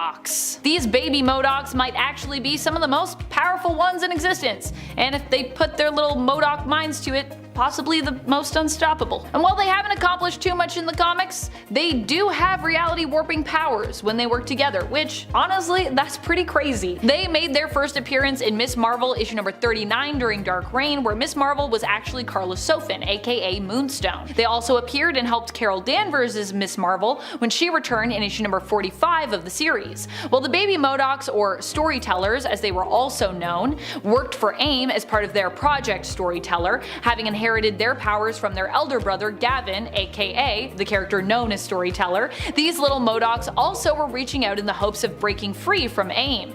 As Gavin had been freed by the heroic Miss Marvel, they attempted to contact the hero, but instead their call was answered by Carla Sofin, who of course was impersonating Miss Marvel at the time on Norman Osborn's Dark Avengers. Number 1. MODOK, Ruler of the World. This version of MODOK hails from an alternate reality seen in Fall of the Hulk's Red Hulk issue number 4. Here, on Earth 1064, the intelligentsia succeeded in their plans to conquer the world. As a result, MODOK is one of the rulers of the planet and even ends up getting himself a new human body, although his face still looks super weirdly scrunched up, I gotta say. He also ended up making Dr. Doom his fool. That's how powerful this version of the villain is. This version of MODOK exists in a vision of the future where intelligentsia also seem to bring advancement and world peace to Earth the world over with their rule. At least, that seems to be what's implied here. Number 10. Blackheath. Blackheath is Samuel Smithers. Yep, in the reality of 1610, Plant Man is instead a mutant. His powers are similar to that of Poison Ivy, allowing him to control plant life. Blackheath was one of the mutants who was kept in William Stryker's camps. While there, he ended up meeting and befriending Storm, and would be one of the few mutants left when Utopia came about. Number 9. Mach 2. Mach 2 is Nomi Bloom. She is kind of like the second coming of Magneto, but not as much of a villain. Or at least, she comes around in the end. And not inherently as powerful as Magneto was. She can basically affect and control magnetic fields. Later on, she would see a power boost which would enable her to have more control over objects containing metal. Mach 2 is also known for being a rival to Kitty in terms of her leadership over the surviving mutants of Utopia. People are gonna be like, what is Utopia? And I'm gonna be like, don't worry. We're getting to that much later, but it's coming. It's slowly you'll get little bits of information. Number 8. Zorn. In the reality of Earth 1610, Zorn is actually Zorn, but is not the only version of Zorn. Wow, that sounded confusing. What I mean to say is that Zorn is his own person, Kuan Yin, but has a sibling who is also named Zorn, but with a Z. They were each given their powers as part of the Southeast Asian Republic's Super Soldier program. Zorn with an X is the one who you typically see clad in the color white. He is an amazingly powerful telepath and telekinetic. While both characters may have been introduced later and have been somewhat short-lived, they are both presented as being pretty powerful during their time in the comics. And friends, before we move on to this next spot, if you are loving this list, be sure to let us know by giving this video a thumbs up. Number 7. Zorn. This is the sibling I was telling you about. Zorn with a Z or a Z is Shen Yin, the brother of Zorn with an X. His powers are much darker in nature. It's actually believed in the comics that Zorn and Zorn were sort of destined to bring a sense of balance to the world and mutant kind, symbolically sort of representing yin and yang, black and white. Zorn's powers are basically akin to a black hole. He emits a black hole energy and can use his powers to manipulate gravity. In the end, Zorn sacrifices himself when he realizes that he cannot win in the war against the children of tomorrow. In his death, he effectively becomes a black hole in retaliation. Number 6. Colossus. A strong mutant on Earth 616 and in 1610. Initially, Pyotr Rasputin did not possess super strength as part of his power set, but was given a drug called Banshee to enhance his strength, as well as a job working for the Russian mafia. Eventually, he ended up joining the X-Men, though he would leave the team on a few separate occasions. He'd managed to hold off Scarlet Witch, save a submarine that not even the Ultimates were capable of saving, and defeat Proteus, David Xavier, Xavier's son, who threatened the entire world with violence, traveling around and targeting international landmarks the world over. Differences between Colossus of Earth 1610 and that of Earth 616 is that here he isn't inherently strong, as I said before, in his steel form, but needs Banshee to give him that boost. And he's also gay. He even for a time dates fellow mutant Northstar. Number 5. Jimmy Hudson. Jimmy Hudson is the son of Wolverine. He also inherited his claws, superior senses, and regenerative healing factor. Like his dad, it's believed that his powers may actually be based in survival as opposed to just healing, with James being seen as adapting to survive injury or harsh environments as needed. Unlike Wolverine, Jimmy can choose to coat his claws in metal, as this is actually part of his power set, and it's believed that only his claws end up being coated, not the rest of his skeleton. Jimmy was a crucial member of the mutant resistance, which fought against Sentinel and militia attacks that threatened to wipe out the mutants. In the end, the mutants were victorious and were given a choice of going to live on their own piece of land in Utah or taking a cure for their mutation. Jimmy was one of the few mutants who decided to keep his powers. Number 4. Storm. Initially in the Ultimate Universe, Storm didn't have great control over her powers, and mostly got by stealing cars, but after the X-Men took her in, she learned how to control and even master her powers, allowing her to become one of the most fearsome and powerful mutants around. Ultimate Storm is so cool. Storm is so fast, she has been shown to be able to catch people who are falling in midair air, dodge bullets, and even keep pace with a plane. Impressive considering planes on average travel at speeds over 540 miles per hour or over 870 kilometers per hour. That's fast. She's also likely not someone you want to tangle with, as even when she takes hits in battles, she tends to keep fighting or instinctively strike back. Using her lightning storm and weather control powers, she's also managed to defeat multiple opponents with one single attack, whether they be Sentinel opponents or human opponents, and in some cases, even killing them. I think at one point she kills like 11 people at once, and it's just like, okay. Don't mess with Storm. Got it. I mean, I already knew that before from her 616, but now I really know. Number 3, Jean Grey. In Ultimates, it almost seems there is nothing Jean can't do. Before she joined the X-Men, she was in a mental institution as the manifestation of her powers made her seem insane. However, Professor X would save Jean and recruit her on his X-Men team, with her being the second member. In the Ultimate Universe, we have seen Jean become possessed by what she thought was a cosmic entity referred to as the Phoenix God, and almost lose control and her sanity. The biggest problem with Jean is similar to that of her Earth 616 counterpart. Immense power threatens to basically break her mind, or at least take over her sense of sanity. In the comics, Jean is not only a skilled telepath, and was even able to read Wolverine's mind, something Professor X believed wasn't even possible, but she also happens to, weirdly enough, be a skilled doctor and surgeon as well, although I'm pretty sure she doesn't have any medical license. Say what? Jean was even shown to be capable of connecting and tapping into the multiverse to reach out and see various versions of herself. Basically, she can do everything, because being a telepath is crazy powerful. Number 2, Magneto. Obviously, one of the most powerful mutants out there has to be Magneto, not just for the powers of magnetism that he wields, but also just for his influence. Magneto was the mastermind behind Ultimatum. I suppose I should use the term mastermind lightly there, as Ultimatum in general is not really seen very favorably in most fans' eyes. I admit it was controversial and caused a lot of perhaps needless death. In fact, I would say it was needless death. But you have to acknowledge just how much of a threat it painted Magneto out to be. While I'm not sure about Magneto basically committing genocide as a victim of one himself, you have to admit that this made him one of the most fearsome characters in all of the Ultimate Universe. And for Magneto, there is power in fear, even though oddly enough, it is usually fear that tends to power the hate that he often stands up against. Number 1, Kitty Pryde. One of the most powerful characters as a leader especially. She ends up becoming the ruler of the mutant tent nation that the mutants dub Utopia. This is a portion of land in Utah that the mutants who choose not to accept the cure are given. In fact, all those who refuse to take the cure are forced to live there. Kitty ends up fighting a war against Jean Grey in the Ultimate Universe as well, because Jean wants Kitty to join the mutant nation that she was put in charge of ruling after the death of Zorn with an X, Xian. But Kitty refuses to bring their people together. Kitty is such a good leader, she even steps down from her title as the leader of Utopia to help ease the target on her own people's backs because of her and Jean's conflict. Kitty and Utopia would end up winning that war, and Kitty would also play a crucial role in defeating Galactus as well. Also, I gotta say, that whole World War X thing, it was pretty weird. It was pretty weird, friends. Number 10, the Kingpin. The way that the Ultimate Universe handles Wilson Fisk is pretty close to how he is in the main 616 universe. He is a kingpin of crime who uses fear and money to avoid the consequences of his criminal actions. His activities are an open secret, but no one can get enough evidence together to actually stop him. Sure, he loses some fights over the course of his time in the comics, but he is unstoppable in a much more realistic and kind of depressing way because of the corruption that he has sown into the city. After obtaining a magical Egyptian relic known as the Zodiac Key, he found that without even having to use the item, it caused enough fear that he could run the city's crime almost unopposed. In a move that is an undeniable win on Fisk's part, he bought the merchandise rights to Spider-Man's likeness,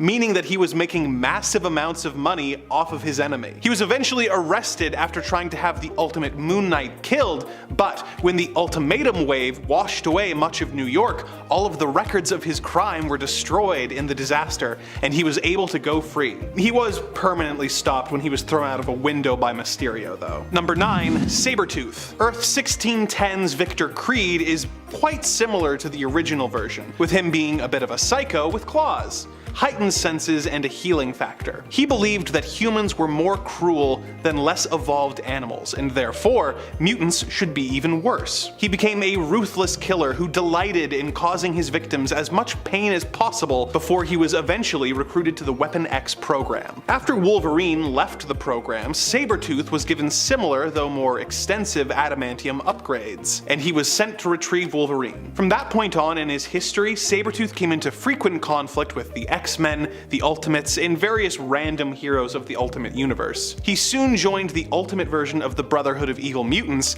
the Brotherhood of Mutant Superiority, being a consistent thorn in Wolverine's side. Sabretooth makes this list despite the fact that he is frequently apprehended or defeated because of his incredible healing factor. He has been shot, stabbed, and even decapitated, and yet he always comes back. So, though he can be defeated, he can only ever be stopped on a temporary basis. Number 8. Dr. Octopus. Doc Ock's origin is pretty much the same as his original. He gets in a lab accident that makes him able to control his metal arms telepathically, and he uses those arms to do crime. However, he is different from the classic Ock in a few ways. This version of Octavius is so linked to his arms that he can control them even when he is separated from them, such as in Ultimate Spider-Man number 54, when he summoned his arms with his mind and used them to escape prison. After Spider-Man defeated him again, Nick Fury had Ock's arms destroyed in molten steel, thinking that would stop Ock once and for all. But we found out that there was another difference between this Ock and the original. He was actually a mutant,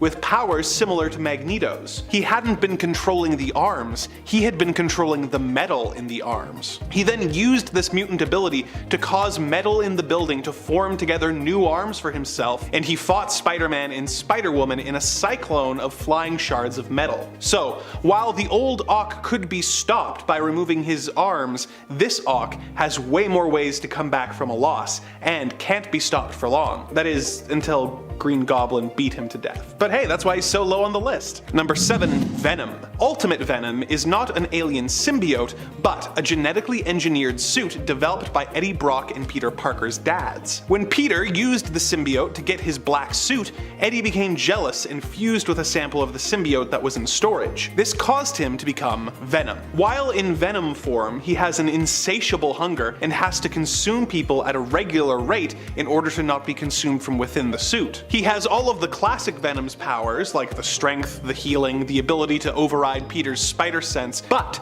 unlike the classic Venom, he doesn't have the same level of weakness to sonics and fire. Electricity is his weakness, but his savagery makes him even more dangerous than the original Venom. He became even more powerful when he absorbed the Carnage symbiote, becoming even bigger and monstrous than before. Number 6. Namor. Namor was introduced in the 610 universe in Ultimate Fantastic Four number 24, when the Four were helping Mary Storm with her discovery of Atlantis, and they found a sarcophagus which contained Namor. The translation of the Atlantean language said that Namor was king of Atlantis before it was destroyed. However, they soon discovered that this Namor was much less noble than his 616 counterpart. A revised translation revealed that he had not been entombed, he had been imprisoned, and that he was not a king, but the most dangerous supercriminal in all of Atlantean history. He tried to seduce Sue Storm, but was rejected. He didn't take this well and went on a rampage. He went toe-to-toe with the Thing, withstood the full force of the Human Torch's power, stretched Mr. Fantastic almost to the breaking point, and smashed through Sue's force fields. He defeated the team and held the city hostage with a tsunami, threatening to destroy the city unless Sue gave him a kiss. She complied and Namor departed. In subsequent appearances, he has been a bit more chill and did lose some fights, but that debut says it all. Number 5. Magneto. Ultimate Magneto has all the powers that the original does, but none of his mercy. He doesn't just view mutants as superior to humans, he views humans as insects. In one of his most amazing moments, he stormed Washington with sentinels that he had reprogrammed and dragged the president naked onto the White House lawn to kill him. The only reason that he was stopped by the X-Men was because his own son, Quicksilver, saw that things had gone too far and betrayed his father, removing his helmet with his super speed. In his biggest plot, he actually proved how much of a nearly unstoppable force he could really be. In Ultimatum, Magneto had been driven mad at the loss of his children, and he decided that rather than destroying humanity in order to make the world safe from mutants, he's just gonna kill everyone. He uses a doomsday device and his powers to shift the world off of its axis, causing disasters all over the globe. Much of Europe, including all of Latveria, is frozen under a layer of ice, and New York is hit by a massive tidal wave. Millions of people all over the world die in the attack. He plans on using the plan again to decimate the rest of the world, but all of the heroes left in the world team up to stop him, and Cyclops ends up killing him. But the fact that he got as far into his plan as he did, and that it took literally every hero in the world working together to stop him, is pretty impressive. Number 4. Apocalypse. So the 1610 version of Apocalypse is one of the most changed versions of a classic villain. This universe's Mr. Sinister was a scientist who had a psychotic break and believed himself to be working at the behest of Apocalypse. He made Mr. Sinister track down and kill several mutants, believing that it would cause his master to manifest on Earth. When he had completed his task, Sinister floated into the air and was transformed into Apocalypse. The X-Men attacked him but didn't count on his ability to take their mutant powers away. He tore off Wolverine's arm and battled both the X-Men and the Morlocks, and used his powers to make the two groups fight each other against their will. He then fought a group of S.H.I.E.L.D. agents and the Fantastic Four, who couldn't hurt him in the slightest. Professor X then attacked with his mental powers, but Apocalypse was somehow able to resist and overpower the Professor. It would have been curtains for Charles, but Jean Grey unleashed the Phoenix Force and destroyed the villain. So he was able to take on the combined forces of the Morlocks, S.H.I.E.L.D., the X-Men, and the Fantastic Four, and the only force powerful enough to cause him any trouble at all was the Phoenix Force, which, by the way, is much less villainous in the Ultimate Universe. Number 3. The Hulk. In the mainline Marvel Universe, the Hulk is a misunderstood creature who will go on rampages, but goes out of his way to protect innocent people, and ultimately does more good than harm. The Ultimate Hulk is a bit different. In this universe, Bruce Banner grew up hating his scrawny body, and was working to develop a new version of the Super Soldier Serum, which he tested on himself, transforming him into the Hulk. This Hulk causes a lot more collateral damage than his 616 version, routinely causing hundreds of deaths when rampaging through cities. He is also known for eating people that he doesn't like. He did a few heroic acts, but on the whole, he has done a lot more harm with his frequent rampages and his eventual team up with the villainous Maker to fight the Ultimates, the 1610 version of the Avengers. Like the classic Hulk, there are very few characters who can stand up to Hulk, and even if they do, his healing factor is so efficient that any injuries will soon be healed. If that wasn't intimidating enough, there was a time where this evil Hulk stole the Infinity Gems and used them to fight the heroes. So Hulk with an Infinity Gauntlet. Yikes. Number 2. The Green Goblin. This is the villain that got one of the biggest makeovers in the Ultimate Universe. Norman Osborn was trying to develop a super soldier serum, which he called the Oz formula. After an Oz-infected spider bit Peter Parker and gave him spider powers, Norman theorized that since the Oz and spider DNA had made Peter the way he was, injecting himself with Oz mixed with his own DNA would turn him into a heightened version of himself. Instead, it turned him into a hideous giant goblin creature. While the 616 goblin has super strength and uses a glider with pumpkin bombs, this goblin had insane super strength as well as fortified tissues that made him very difficult to hurt. He had a powerful healing factor and could launch fiery bolts of energy from his hands. True, Spider-Man would often foil his plans and he was presumed dead several times, but his real ace in the hole is that the Oz formula made him immortal, so he would always return to life. So even if you could stop him, it would never be long before he returned for revenge. Number 1. The Maker. Reed Richards is often called the smartest man alive in the Marvel Universe, and alongside the Fantastic Four, is one of Earth's greatest heroes. His ego has often led to him making some questionable decisions, but he has been instrumental in saving the Earth from several threats, including Galactus and the Skrull. Despite his heroics, we did witness a spectacular fall from grace for Reed in the Ultimate Comic Comics universe, where the combined stress of the Fantastic Four breaking up and Sue Storm rejecting his marriage proposal caused Reed to snap and blow up his childhood home to fake his death, killing his family in the process. He went on to use aliens under his control to attack the heroes. He was eventually defeated and disfigured by the Human Torch and flung into the negative zone. But Reed returned to Earth and took on the identity of the Maker, and set out on a twisted quest to make the world perfect. He killed all the Asgardians in an attempt to understand Thor's power, and used an antimatter attack on Washington, D.C., killing POTUS, his cabinet, and all of Congress. The Maker went on to do a lot of twisted stuff, fighting the heroes of his own Earth as well as the heroes of Earth 616, showing just how dangerous Reed Richards can be when his massive brain is turned against Marvel's heroes. He is the ultimate threat to the Ultimate Universe, and just as dangerous to the 616 universe. Coming in at number 10 is Synch. Synch has the mutant ability of power mimicry, meaning, like Rogue, Synch can copy the powers of other mutants. Unlike Rogue, Synch has the benefit of not doing harm to whoever he is borrowing powers from, and he can also do it without physical touch. Recently though, after being resurrected, Synch got a bit of a power boost, and he may even become a new Omega level mutant. In the story, Synch not only uses his normal mutant powers to replicate the abilities of the mutants Sunfire and Cyclops while they were both nearby, but is also able to tap into Jean Grey's telekinetic abilities while she is literally all the way chillin' on Mars. Synch's growth in power post-resurrection was first noticed back in 2021's X-Men number 18, with Synch documenting that he was now able to sync not just with mutants, but other superhumans as well, which is quite the boost, and I think it just keeps going up and up and up. In the House of M alternate reality, Synch even got to the point of permanently retaining others' powers, which would be an incredible significant power boost as well. As a main member of the X-Men though, it's kinda hard to be surprised he's getting power boosts, so.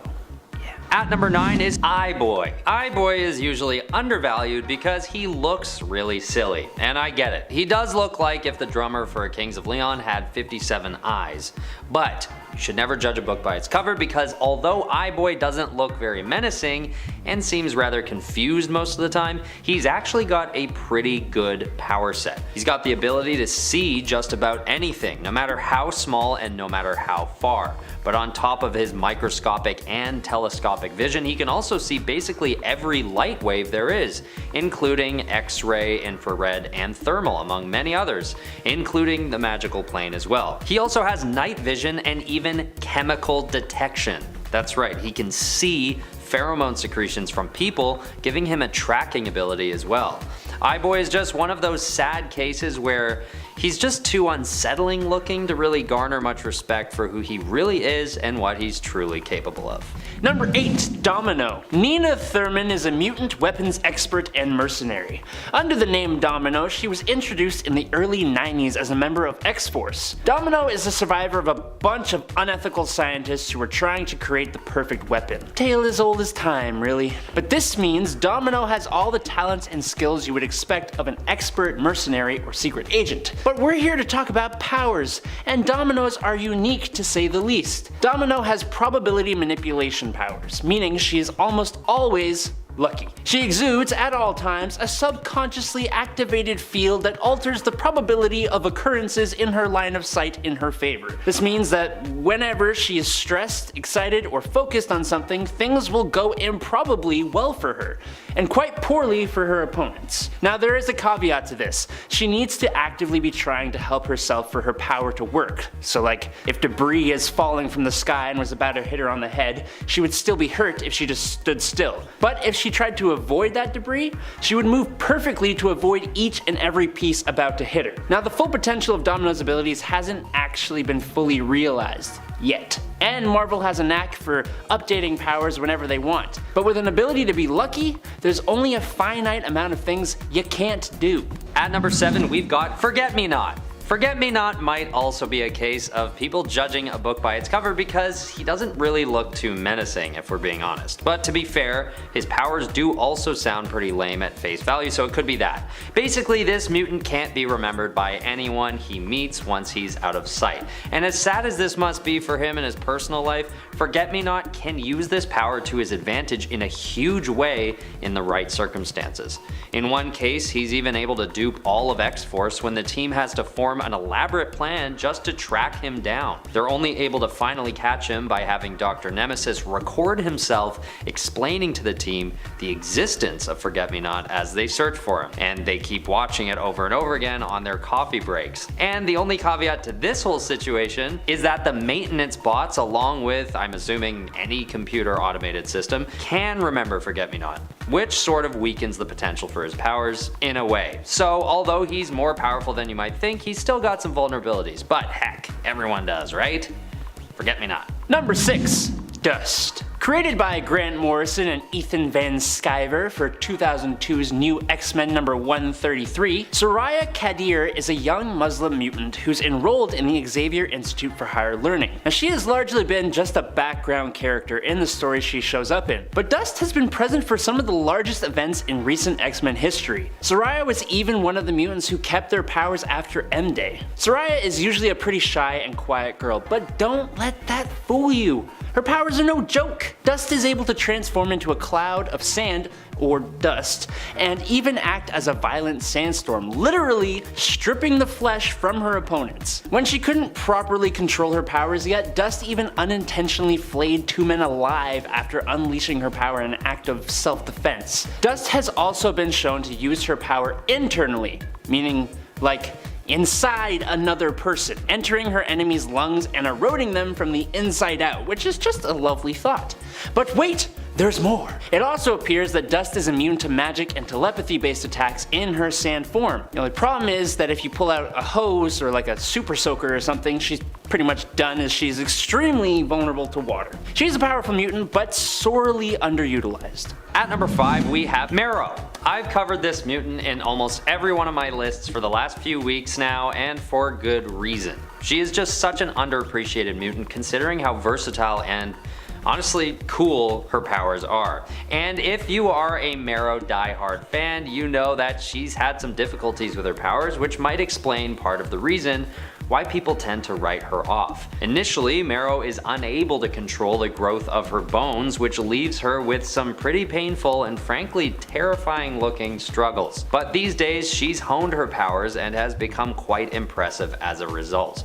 Her extreme bone growth allows her to eject super durable spikes from her skin, and then she can use them as weapons. She is adept at hand-to-hand combat, so this, paired with her ability to literally grow her own weapons and then heal up without issue, makes her pretty unstoppable. Number 4. Jubilee. Jubilee's energy plasmoids might actually be one of the most potent of the X-Men's arsenal. The plasmoids aren't fireworks, even though they look a hell of a lot like them. They're actually closer to superheated plasma. She can create a bolt of bright light, but she can also push out enough power to bend steel or destroy a tree. And with precision can even detonate microbursts inside someone's brain. So that's the amount of range we're talking about here.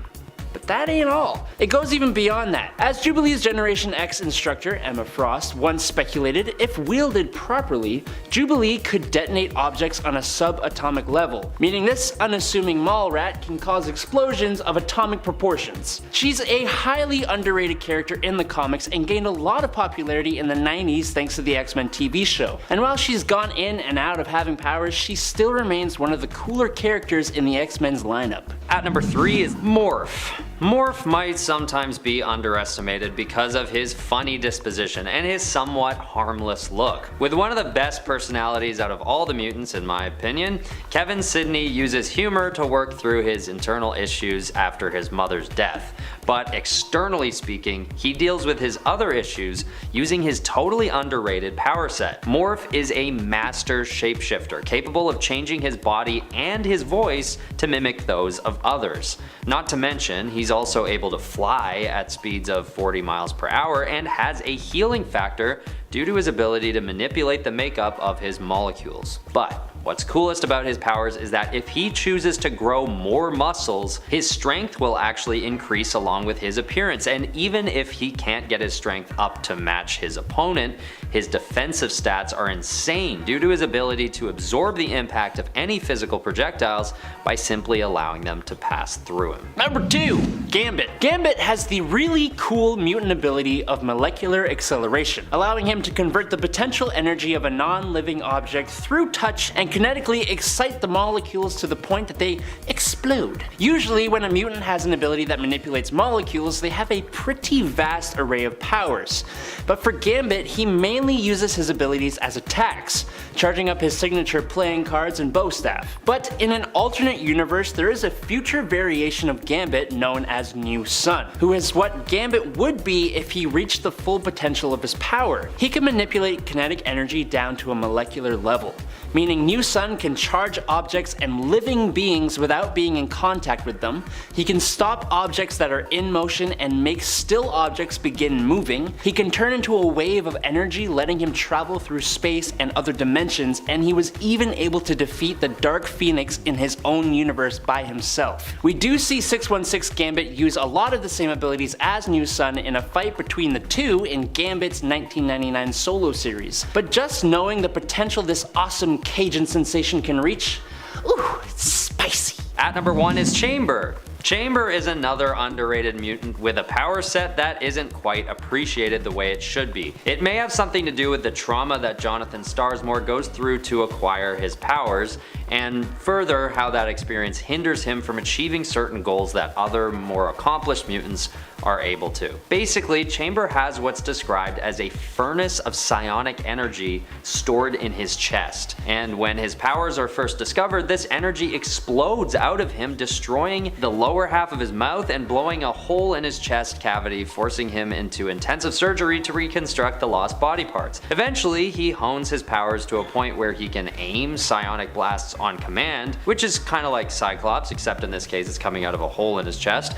But what's more is that Chamber later learns that he's in fact a descendant of Apocalypse, and he is eventually properly reconstructed by Clan Akaba in the appearance of Apocalypse. Although this leads him into a depression, Chamber then gets a huge power boost from this modification and changes his name to Decibel before joining the New Warriors. Starting off our list at number 10 is Apocalypse. If it wasn't for his goal of mutant domination and evolution, Apocalypse would vaporize the X-Men whenever he wanted to, and even if that wasn't how he did it, he has the capacity to wipe out the X-Men in a whole handful of ways. For starters, Apocalypse is what is called an external. These are mutants who are immortal, share a psychic connection, and who can revive themselves, so he can just never be permanently taken down, and he has been around for about 5,000 years. Apocalypse's original mutant ability was to be able to control his molecular structure, but over time, with the mentality of survival of the fittest, he has enhanced his abilities and even gained new ones through the use of celestial technology, celestial armor, and at least 2 different techno-organic viruses. He can do a lot with his molecular manipulation, including heal himself and turn his limbs into simple melee weapons, but also technologically complex weapons like plasma cannons. But I think the most impressive thing he can do is consciously and subconsciously grant himself a huge amount of powers at will. That makes him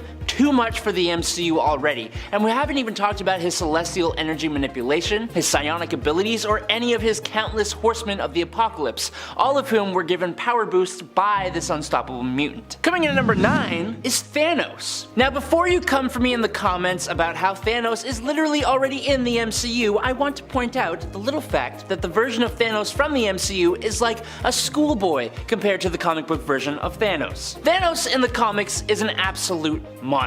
In the MCU, Thanos is fueled by an altruistic motive to help the universe. In the comics, he straight up enjoys taking people's lives. Thanos is essentially an omnicidal maniac. He's extremely prideful, violent, deceptive, malevolent, treacherous, and ruthless to the point that he doesn't care about sacrificing innumerable planets and civilizations, even his own race, in order to praise his love, Mistress Death, and gain her affection. Thanos also possesses an insatiable hunger for power, always seeking to obtain objects of incalculable might and influence, such as the cosmic cubes or the infinity gems. He does all that while speaking in a super sophisticated, calm, and collected demeanor, which they did get right in the MCU, I'll give them that. Not only that, but being a massive hulking Eternal with a deviant gene, Thanos is one of the most powerful of the Eternals of Titan, with an innate ability to synthesize cosmic energy, allowing for energy and matter manipulation. Thanos in the MCU is no pushover, sure, but comic book Thanos, he puts him to shame. Number 8, Zom. We have seen the character of Dormammu in the MCU.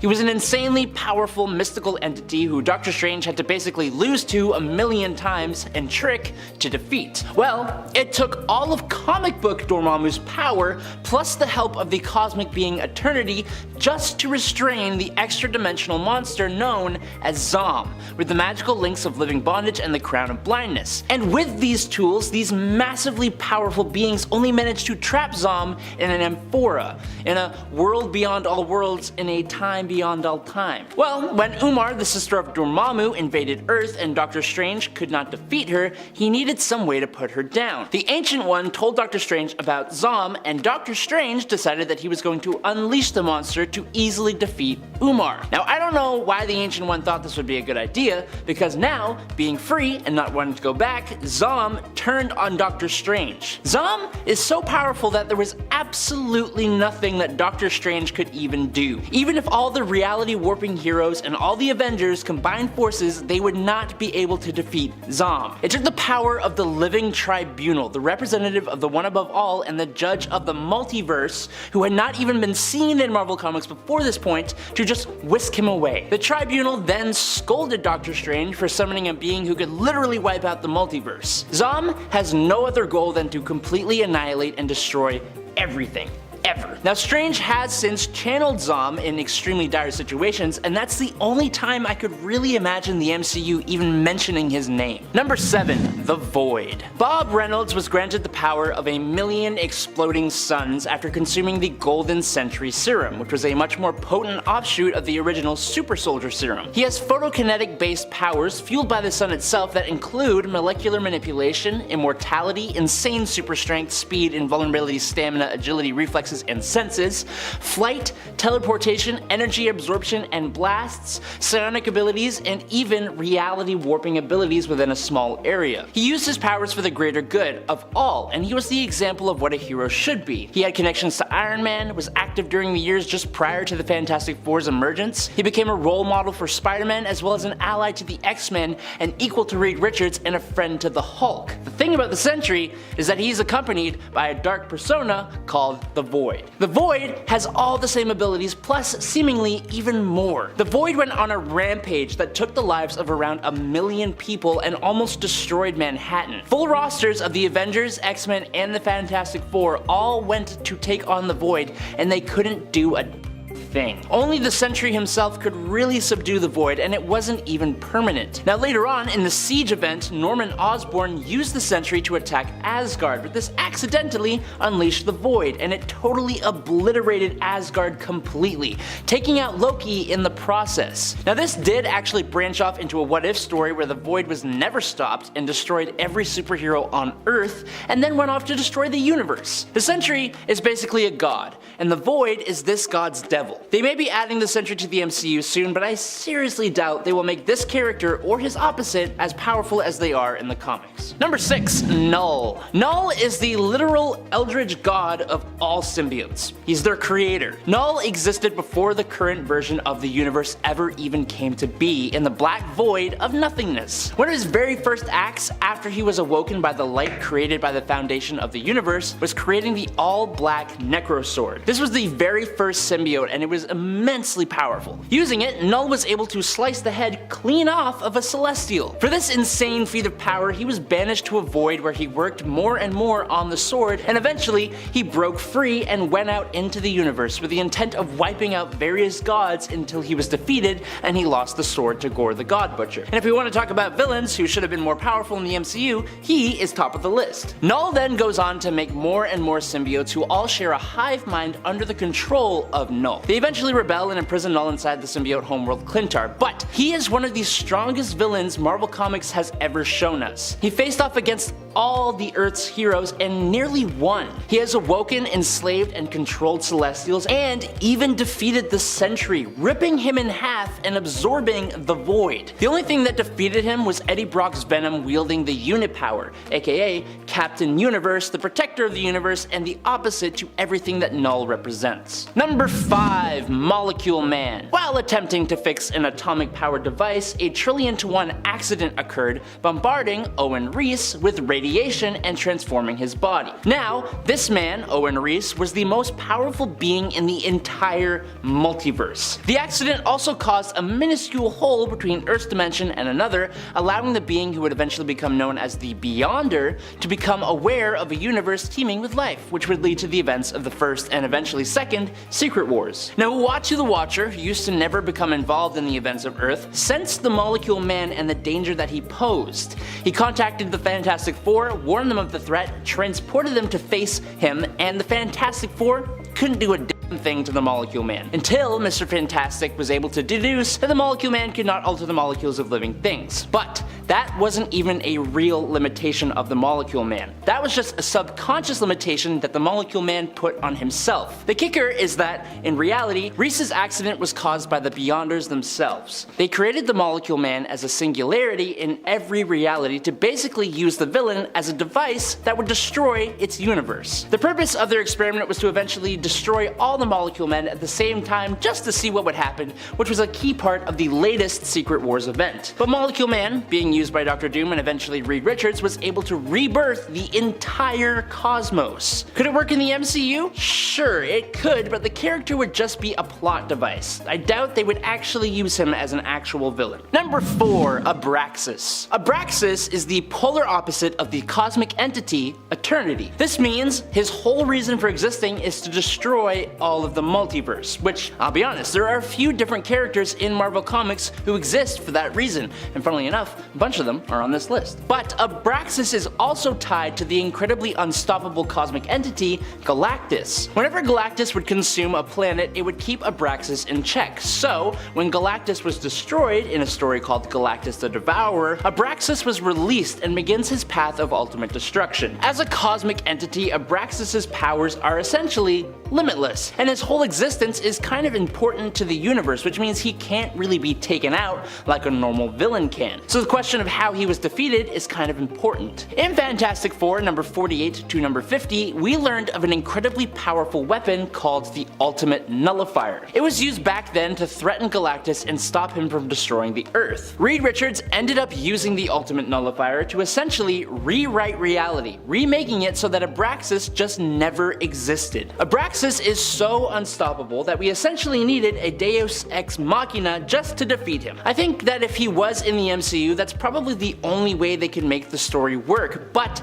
I think it would basically break the whole MCU for them to do it. Number 3. Mad Jim Jaspers. When Captain Britain is sent to Earth 238 in Marvel Superheroes UK number 377 in August of 1981, we are introduced to a guy named Mad Jim Jaspers, who is the Prime Minister of England in this reality. Jim has created a cyborg called the Fury that can adapt to anything like a Sentinel can to destroy all the superpowered beings on this Earth. But that's not Jim's power. We are being delivered this information from the inside of a teapot helicopter that is immensely bigger on the inside than it looks on the outside, with the room growing and characters appearing that are already passed away or that resemble Alice in the Wonderland characters. That's because Mad Jim Jaspers is a mutant with an insane level of reality warping powers. The thing is, this character is not fully in control of his abilities. Now eventually we are introduced to an Earth 616 reality Mad Jim Jaspers who is way more powerful than his 238 counterpart. When Captain Britain pays him a visit, Jim uses his powers to make Captain Britain believe that he was dreaming and that he has woken up out of a coma. He then gets frustrated and wipes this entire reality clean to start everything fresh. Now I don't know what the likelihood of getting Captain Britain into the MCU is, with the multiverse becoming more prominent, it's more likely, but this insanely powerful reality warper is not someone who I expect will ever make make an appearance anytime soon. Number 2. The Chaos King. Amatsu Mikubashi first appeared in Thor Blood Oath number 6 in 2006, and he is the Japanese god of chaos, evil, and an aspect of the cosmic being Oblivion. Mikubashi ruled and thrived over the earth when it was nothing more than a formless void of primordial darkness, and as such, his goal now is to bring about a new age of chaos and void and darkness. He is a primordial being who was imprisoned in Yomi, the Shinto underworld, where he remained for centuries, accruing an army of Oni, Shinma demons, and other monsters. Now, during the events of Ares God of War, Chaos King attacks Olympus after he had defeated and controlled the Japanese pantheon, meaning he had already done that, and then he goes on to attack Olympus. And that was all after the fall of Asgard during Ragnarok. This is what kickstarts his mission in Chaos War, where he slays the Egyptian gods, the Celtic gods, Shi'ar gods, and the gods of Zen law. He takes out Nightmare in the Dream Dimension, destroys Mephisto, and casts Mistress Death out of hell, making her literally run away, and releases the souls of the damned. He has the power to defeat Eternity and is practically unfazed by attacks from the likes of Zeus. God Hercules, Galactus, Silver Surfer, and Thor together could not defeat Chaos King. To win, this insanely powerful god of gods Hercules had to punch the Chaos King into a portal to an endless void of nothingness, and this was after he had already destroyed 98.76% of the universe. They wouldn't let Gore the God Butcher be as big of a threat to the gods in the MCU as he is in the comics. The Chaos King wipes out 90% of the universe. I just don't see it happening in the MCU at this time. It's just not gonna happen. And finally, in at number 1, the One Below All. In Marvel Comics, there is a character called the One Above All, who hasn't really been seen all too often, but is essentially the equivalent to God, or the creator. Now, we have gods like Odin and Zeus and Thor in Marvel Comics and the MCU, but this is kinda different. The One Above All is like the god of everything, the supreme ruler of creation and compassion. It's even been represented as the writers of Marvel Comics at one point, just to give you an idea. So the One Below All, as you can imagine, is the antithesis to this, the personification of destruction and hate. Another way of looking at it is that the One Below All is the One Above All's Hulk form, although that kind of makes things a little bit more complex. The One Below All is trapped in the below place and manifests in realities through gamma and gamma mutates.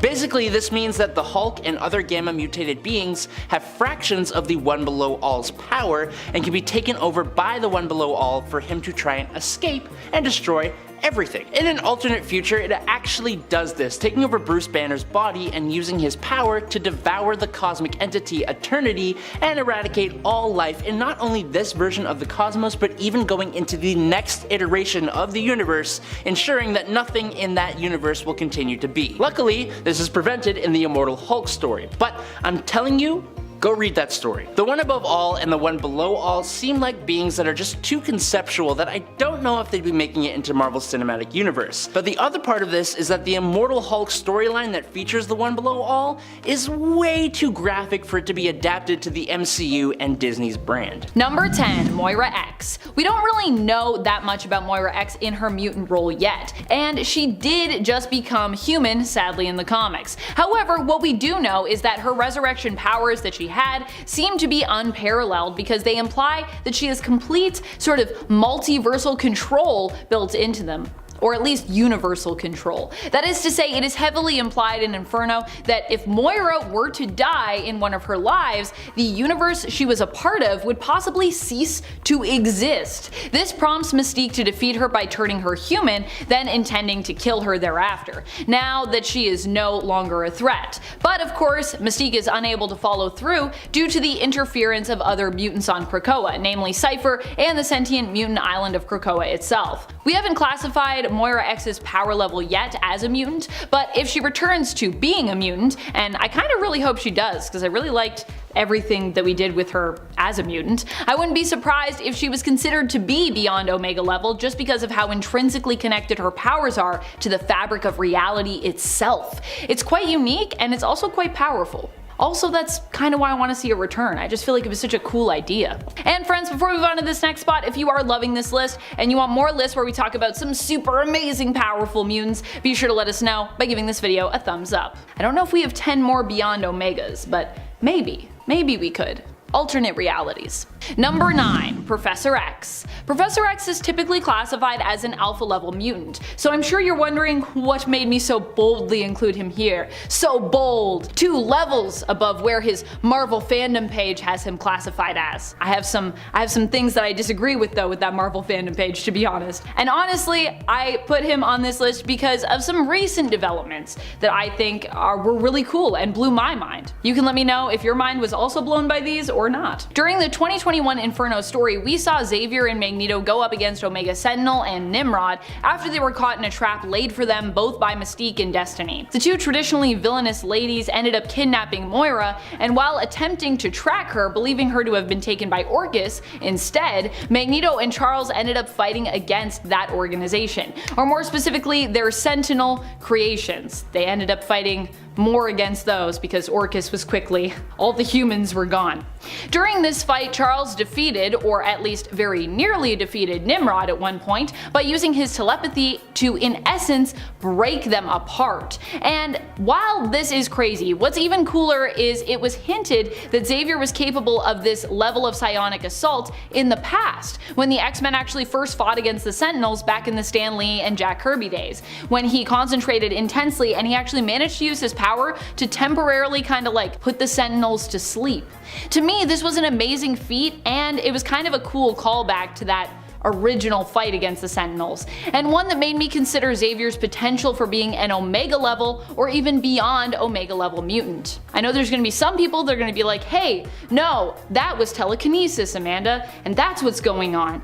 But I don't think that Xavier actually has telekinesis. I know people say, no, Cassandra Nova, that genetic connection. I'm sorry, but I can't accept it. But if you accept it, that's fine. I just can't. So that's why I'm referring to it as telepathy, just so you know. I acknowledge that it is apparently a thing. Number 8. New Sun. New Sun is an alternate version of Gambit who actually first appeared in one of the Gambit series and is initially a more mysterious figure. He is what Gambit would have been like had he been created purely to be studied and utilized by the government. New Sun ended up escaping the Alpha 1 facility where he was raised and held though. This version of Gambit hails from the alternate reality of Earth 9921. Unlike Gambit, he does not have restrictions or mental blocks when it comes to his capabilities. He can also turn himself into energy and charge objects with kinetic energy without even needing to touch them. New Sun basically shows the potential that Gambit has for his power. However, in the 616 reality, there is an element of fear that Gambit harbors when it comes to his own powers and abilities that New Sun doesn't seem to possess. Which is what makes him so dangerous, but also what puts him way ahead of Gambit's mutant power levels. I wouldn't be surprised if New Sun was classified to hear that he had the potential to be beyond Omega. I've also just been a really big fan of the fact that like Gambit could be crazy powerful, he just like kind of chooses not to. I think that's cool. Number 7. Matthew Malloy. Matthew Malloy was said to be basically one of the strongest mutants in the entire world, in the entire multiverse even, or at least in his entire world, in his entire universe. Matthew Malloy hails from the reality of 14923, where his power was so great that he caused massive natural disasters by accident, just from feeling intense emotions. He had to be really careful with his powers in order to attempt to avoid such things from happening, but he wasn't very good at being very careful. Matthew Malloy's power set was reality warping based, but his power was so great that he ended up as more of a danger than an asset to the world and to other mutants. As a result, he was defeated by Tempest with some help from Professor Xavier. She defeated Matthew by going back in time to make sure his parents basically never met each other, so he could never be born. With him no longer existing, reality was changed and the one he had lived in blipped out of existence. Bye. Number 6. Marquis of Death. The Marquis of Death is a mutant who is well known for his ability to destroy. He could travel to alternate universes, traversing the multiverse, and was capable of destroying whole worlds within seconds, just with a thought. The Marquis of Death was not from the main continuity of Earth 616, but the alternate Earth of 807128, although there are other alternate versions of him in other universes besides. It's not the only one. This version of Clyde Wincham Jr. became obsessed with death after coming under attack by multiple villains and killing them in an instant with a single thought. He would end up being seemingly killed himself by Dr. Doom in the end, who worked with the Marquis under the guise of being his apprentice. That's the only reason why I ranked him so low. I know Doom is awesome, but I was just like, wow, defeated by Doom. That's how it goes sometimes, I guess. Number 5. Franklin Richards. Or at the very least, an alternate Franklin Richards. Franklin Richards of Earth 616 was recently stripped of his mutant status. No more mutant for him. And while I'm not convinced this will end up staying a permanent change to his character, I don't think it's been undone yet, as far as I know. I'm not up to date on my Fantastic Four though, so if I'm wrong, let me know, because I want Franklin to become a mutant again anyways. It turns out that Franklin had been using his power to alter his genetics to appear as a mutant. This was not intentional, but apparently was subconsciously done, and when his power started to go all wonky, eventually his unintentional genetic manipulation came to an end, which ended up with him being rejected from Krakoa, no longer able to visit there, because they basically found out you were never really a mutant, so bye. A future Franklin Richards of Earth 10774, however, seemed to have remained a mutant, either permanently one in this alt future, or simply not exposing that he had unintentionally faked his mutant genes. Not really sure which. It was the Mad Celestials in this future that identified him as beyond Omega level. Number 4. Miranda. While we never really got to know Miranda's codename or even really her full name, she was given her very own mutant class. That is how great her power was. Beast had to create a whole new classification just for her. She only appears in the Worst X-Men Ever limited series, which by the way is a really great read that I'd recommend you check out if you haven't already done so. Miranda here is shown to have reality warping powers, but ones that don't adversely affect space, time, the multiverse, anything in her reality, or the fabric of the continuum. Beast decided to give the new classification, which would sit above Omega, the name of Omicron, just because he thought it was the most ominous sounding letter of the Greek alphabet, which I gotta say, I love Hank's reasoning for that. So great. Classic Hank. I think my favorite thing is that although in this universe Miranda was beyond Omega level and could have fixed the world in like a snap, just with a thought, just with a pop. That's how her powers work. She does a thing and it's like pop. She understood why the balance of everything kinda had to be maintained, and was very chill and content to just basically hang out instead of use her powers to fix or ruin the world, as so many reality warpers are prone to try and do, intentionally or unintentionally. And this is also a person that literally wouldn't ruin it, or like nothing bad would happen if she did it, which is pretty cool. Number 3. X-Man. X-Man is the genetic offspring of Jean Grey and Scott Summers, but hails from the alternate reality of Age of Apocalypse, Earth 295. Nathaniel Grey, being the product of Mr. Sinister, using the genes of Jean and Scott, is pretty much the epitome of what their perfect, all-powerful son could be like. Nate himself also seems to have a psionic connection to his alternate reality self, and kind of alternate reality brother Cable as well. At least I like to think of them as like alternate reality brothers. Nathaniel Grey is considered beyond Omega because of just the sheer level of power that he possesses. Like most others on this list we considered to be beyond Omega, he also holds the power to warp reality, but he can also do a lot more than that. Although I think if you can warp reality, that's pretty much just like saying you can really do like anything at all. Kind of like having all the superpowers in one superpower. So I won't even go into everything he can do, because basically if you're like, can he do that? Yes, he can do that. He can do everything. Number 2. Mad Jim Jaspers. Mad Jim Jaspers is a mutant that we don't talk about very often on our mutant list. He's often a character that falls by the wayside because I suppose he's kinda niche. He hasn't been in like a ton of comics, but when it comes to what he's capable of, he definitely deserves our respect and deserves a spot on this list, I think. Of course, Mad Jim Jaspers is another reality warping mutant. So many Omega and beyond Omegas tend to be reality warpers, to be honest, which is interesting considering as an Omega even, you're supposed to be the top of the class in whatever your specific powers are. Of course, there are a lot of approaches and methods when it comes to how mutants can reality warp, which is, I suppose, what makes all those Omega and beyond reality warpers out there distinct and different. That's how we can have so many of them. While Mad Jim Jaspers hasn't been confirmed as beyond Omega level just based on what we know of him to be capable of, it seems super likely that he would be at that tier, were he to be categorized, were he to be given a classification and a level. An alternate Mad Jim Jaspers, who is believed to actually have been weaker than the main continuity version of this character, threatened the entire multiverse at one point with his power, so that just gives you an idea of what Mad Jim Jaspers could be capable of.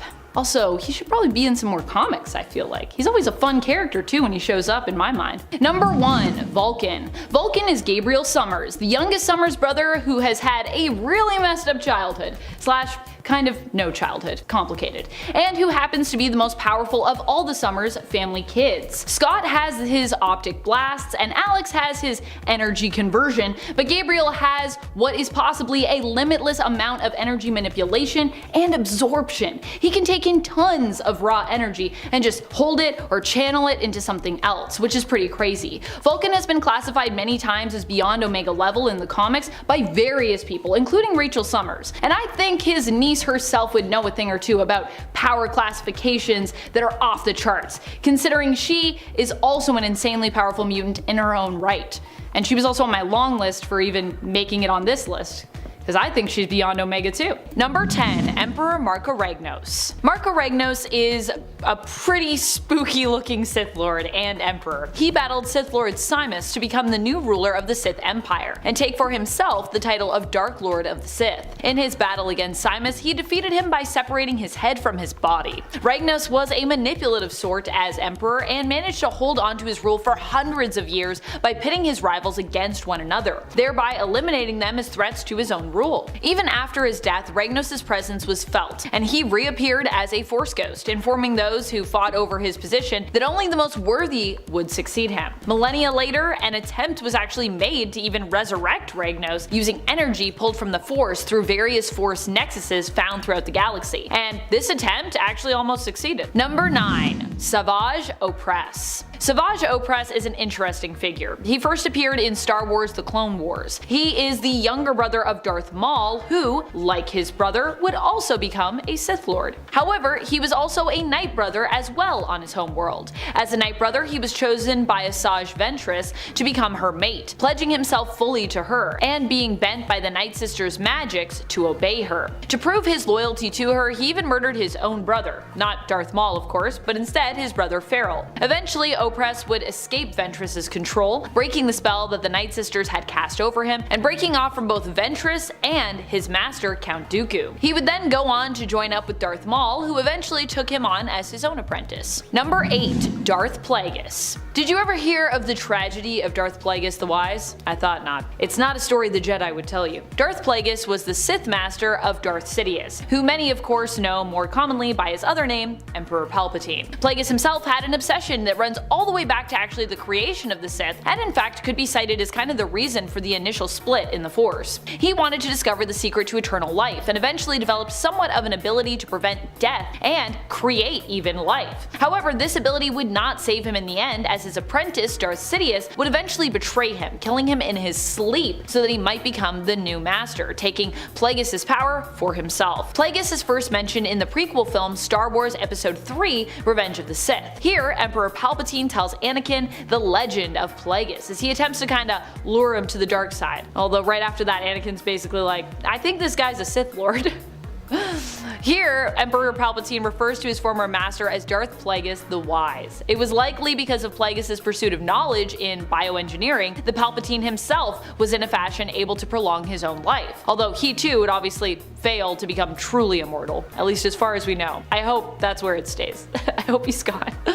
Oh my goodness. Could you imagine Emperor Palpatine just comes up again and we're like, oh my gosh, this guy. Number 7. Darth Malgus. Darth Malgus was originally known by his given name Veridon. As Veridon, he was raised in a part of space that was loyal to the Empire, and when his Force sensitivity first manifested, when he killed a servant, he was sent to the Sith Academy for further training, which honestly makes a lot of sense. If you know the Force kind of seems to be strong with you and then you kill someone, definitely time for the Sith Academy. He first appeared in the Deceived trailer for the video game Star Wars The Old Republic. Following his training, he became a Sith warrior, serving in the Imperial Army. As an apprentice to Darth Vindican, he took the name of Darth Malgus for himself. After suffering a dramatic defeat and injury on Alderaan, he was forced to permanently wear a respirator. Initially, his attempt to invade Alderaan had actually been successful, with him actually launching a pretty efficient surprise attack, but afterwards the Republic managed to push back the Sith in response with their own successful counterattack, and that's where he got pretty badly injured. Number 6. Emperor Darth Revan. Darth Revan is an interesting one. Not many knew of the character's relevance as a Sith Lord, due to the Sith history only being known, of course, to Sith cultists throughout the galaxy. As such, Revan's name was mainly unknown, lost to the sands of time. Revan, however, would have a stormtrooper legion named after them because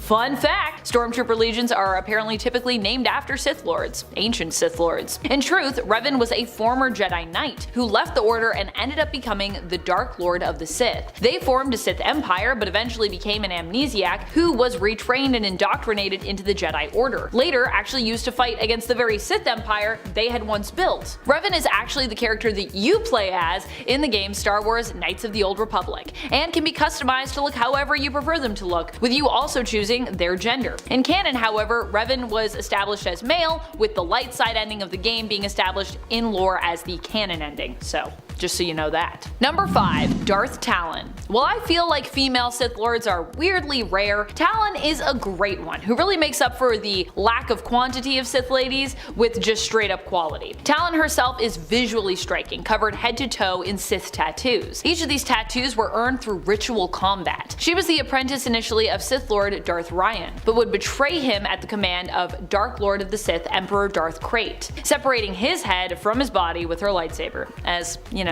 a lot of Sith Lords love to do that. Talon would become one of 2 of Krayt's most loyal followers and apprentices, and when he was eventually defeated, she actually ended up going into hiding, continuing to operate in the shadows, striving to serve the needs and accomplish the goals of the One Sith, which is sometimes also known as the New Sith Order. Darth Talon was created by John Ostrander and Jan Duursema, and was first introduced in the Dark Horse comic series Star Wars Legacy. Number 4. Ajunta Pall. Ajunta Pall was the first Dark Lord of the Sith, the very first one. Although being the first ruler of the First Order of Siths, he did not have a Sith name that he was known by, at least not one that I was able to find, instead being simply known as just Ajunta Pall or Master Pall to his followers. As indicated by his title, Pall was once a Jedi and Jedi Master, a member of the Jedi Order. He began to study alchemy during his time as a Jedi and would discover how to create and shape life. Despite this impressive discovery, the Jedi Order did not celebrate Pall, but instead feared him and his newfound power, deeming it as part of the dark side of the Force and condemning him. For this, he was kicked out of the Jedi Order, who then attempted to basically erase the knowledge of his discoveries in order to prevent anyone else from tampering with this newfound power. Frustrated at having been judged and rejected, Master Pall and his followers declared war on the Order, beginning the period known in history as the 100-Year Darkness. Pall comes from the expanded universe and I believe first appeared in the Dark Horse Star Wars comics. Number 3. Darth Bane. Darth Bane, while perhaps not as well known in terms of Sith and Sith Lords, is actually quite an important Sith in terms of their history. He is the creator of the Rule of Two. The Rule of Two maintains that at all times there can only be 2 Sith, a master and their apprentice. Bane actually created the Rule of Two to protect the Sith after being the lone survivor of the Jedi-Sith War. Bane believed that the Sith's competitive nature and their focus on destroying one another had ultimately weakened them to the point that, you know, he was the last one. So he created the Rule of Two to help them better, somewhat, work together, thereby preserving them and their beliefs. The Jedi-Sith War happened about 1,000 years prior to the events of the Clone Wars and resulted in almost all of the Sith being wiped out by the Jedi Order, save for Bane. The Rule of Two might seem like a small thing considering that it doesn't seem to, you know, greatly increase the Sith's numbers, only going from 1 Sith at the top to like 2 of them, but it actually was successful in prolonging their survival thousands of years into the future.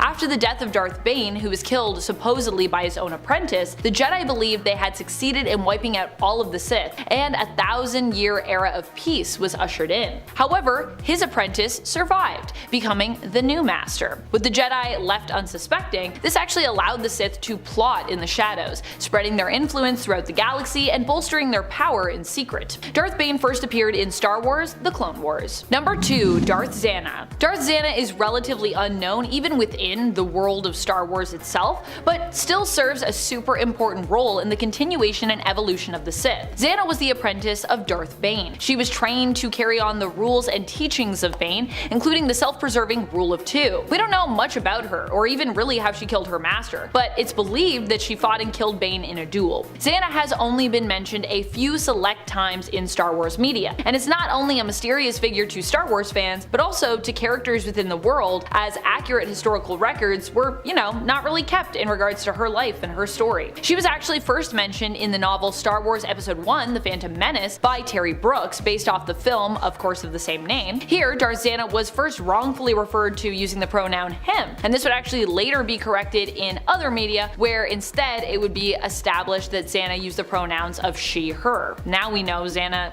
probably lady. Be cool to actually hear more about Darth Santa. I would be interested.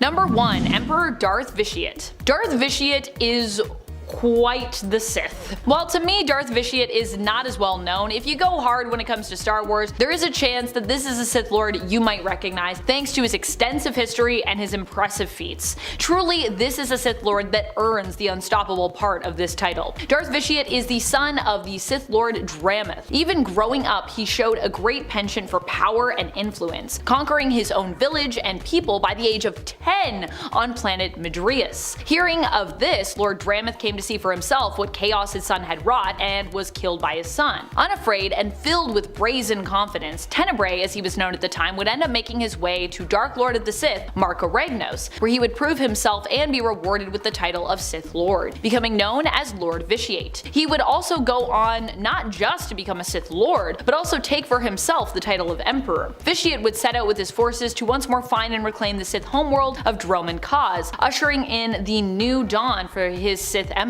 Seeking complete immortality, Vitiate also sought to gain more power and in essence, basically become a god, becoming probably one of the most ambitious Sith Lords we have ever known in Sith history. Vitiate and his empire were first alluded to in the video game Star Wars Knights of the Old Republic. Number 2, the Sith Lords. In a 10 Age of Apocalypse Nightcrawler, Kurt Darkholme, a native of the divergent timeline known as the Age of Apocalypse, was a member of the mutant resistance known as the X-Men. The timeline of the Age of Apocalypse diverged widely from the 616 timeline after the premature death of Charles Xavier in his early adulthood. As a result, the ancient mutant apocalypse ascended early and embarked on a reign of terror across the globe because of course. Kurt, donning the codename Nightcrawler, stood with his fellow mutant heroes, the X-Men, in defiance of the genocidal anti-human regime of Apocalypse. Just like his 616 version, Nightcrawler could teleport, though it was through another dimension, and had a radius of 2 miles at a time, carrying 2 to 3 people along with himself. This version also favored teleporting sections of people away, in essence amputating them instantly, which is brutal. Not to mention the 2 freaking swords that he carries around because he can. Teleporting their heads somewhere else wasn't enough. This version wanted to be able to hack his opponent's limb from limb. And at 9, X-Men 2099. X-Men 2099 is a comic book series published by Marvel from 1993 to 1996 that chronicled the adventures of an X-Men team in the year 2099. It extends the vast Marvel 2099,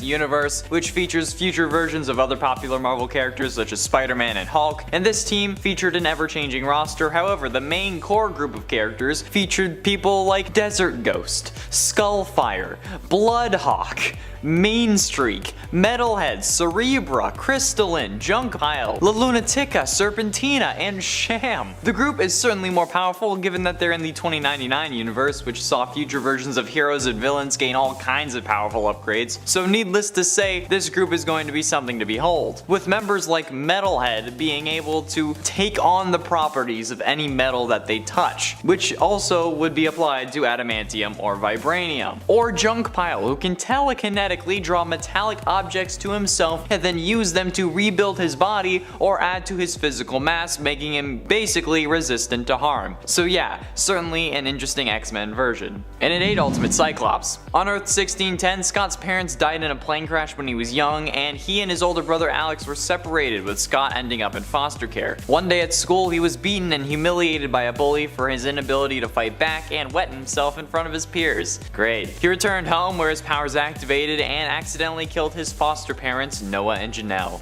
Great. At some point later in his life though, Scott was dating a young woman named Lorna Dane, until she dumped him for his brother Alex. That stings, man, especially since the relationship between the 2 brothers became even worse after that, and Scott became estranged to Alex, no longer speaking to him after he joined the X-Men sometime later. Although that's understandable. In the Ultimate Universe, Scott is able to absorb ambient energy from his environment such as sunlight and electricity and store it within his cells, metabolizing the energy in order to open a dimensional aperture through his eyes to unleash an exotic form of energy as heatless blasts of concussive force. He was also able to use the ambient collected energy to fly, deactivate and channel his energy blast through any part of his body besides his eyes, which is freaking nuts and sounds pretty dope, minus the whole being able to not control it thing. And at 7, Ultimate Wolverine. Wolverine suffered from amnesia. As a result, what little was known about his early life was both suspect and unverifiable. It is believed that at one point Wolverine had a wife and child, but they were supposedly murdered by Sabretooth. As both Wolverine and Sabretooth's memories had been tampered with in the past, this claim was highly suspect. However, Wolverine did own a wedding ring that served as his only link to the past, so maybe there's something there. This version of Wolverine also has a healing factor, disease resistance, which is useful nowadays, toxin resistance, damn I wish I had that now cause you know, toxicity, extended longevity, superhuman senses, superhuman strength, superhuman stamina, which must be why the ladies love him, superhuman agility, superhuman reflexes, and the classic adamantium laced skeletal structure and retractable claws. Wolverine is also an experienced hand-to-hand combatant and is an expert assassin and can at least lift 800 pounds. Like bro, can you even lift bro? Spider-Man can lift twice that. That's not even with the symbiote suit, which I guess technically doesn't count because it's a separate thing, but still, come on Wolverine, step up your game.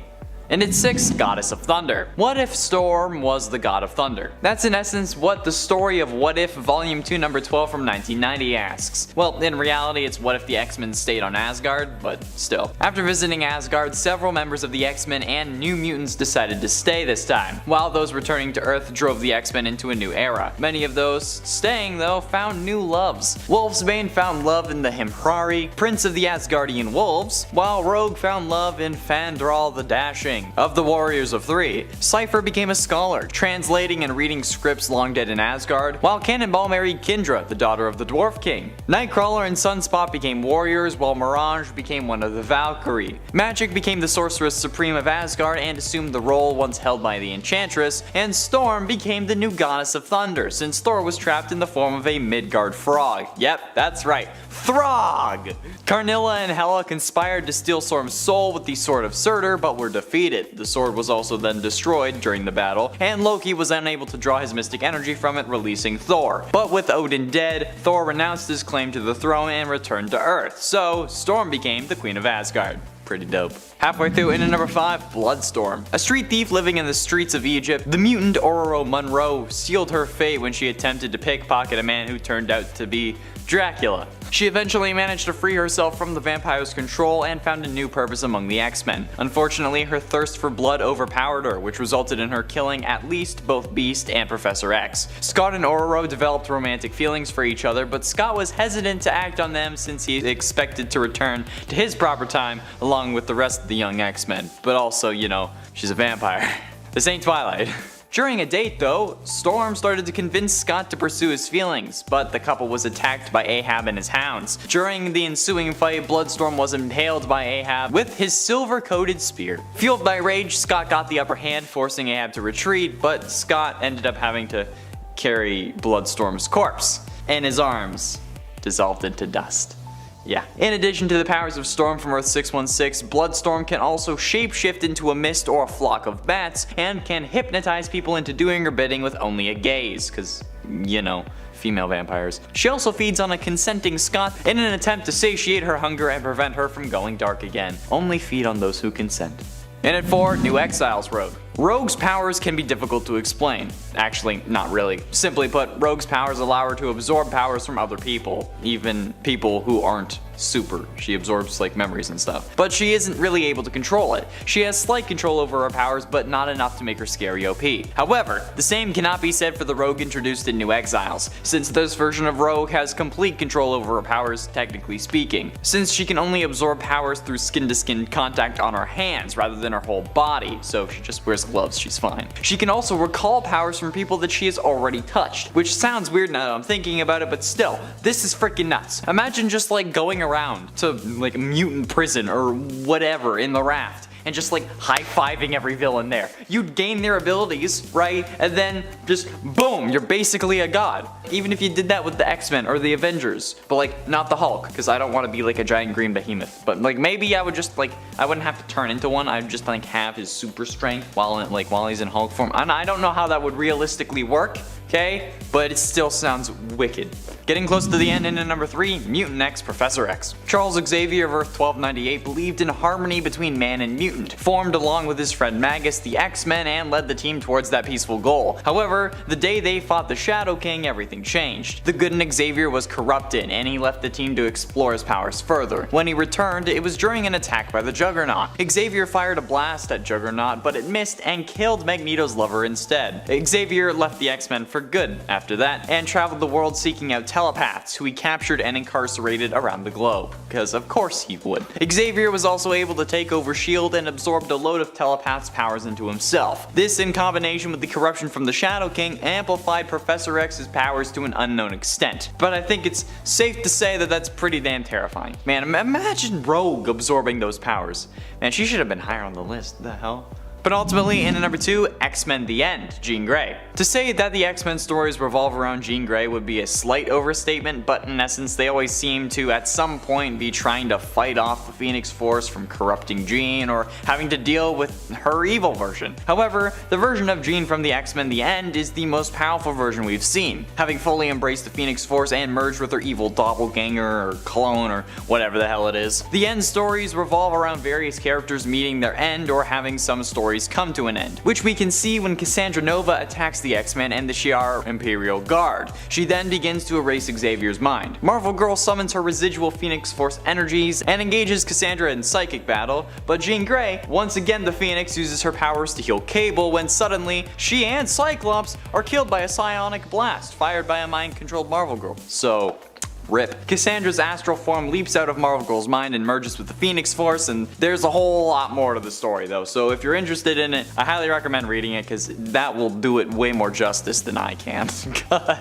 Oh, damn. Finally, in number 1, Brother Mutant. Brother Mutant was created in the Exiles universe of Earth 127 and made his first appearance in Exiles number 85 from 2006. Brother Mutant was an amalgamated being created when the Scarlet Warlock tried to imbue Magneto with the adamantium-laced skeleton of Wolverine and failed, causing Wolverine, Magneto, Quicksilver, Mesmero, and Scarlet Warlock to merge into a single being, which is ironic because that ends up in essence giving Magneto an adamantium-laced skeleton, since Brother Mutant was capable of using the combined powers of all 5 characters who inhabited him, which is absolutely nuts considering how a gender-bent Scarlet Witch was combined with Quicksilver, Magneto, with Wolverine's healing factor and claws. So yeah, I'm sure you can see why this guy is number 1. Various James Howletts from other realities were dispatched by the Time Breakers to stop Brother Mutant, but were unsuccessful, only defeating him when the Exiles and one last group of Wolverines just wrecked him, I guess. Imagine Rogue absorbing these powers. The Rogue should have been number 1. What am I doing?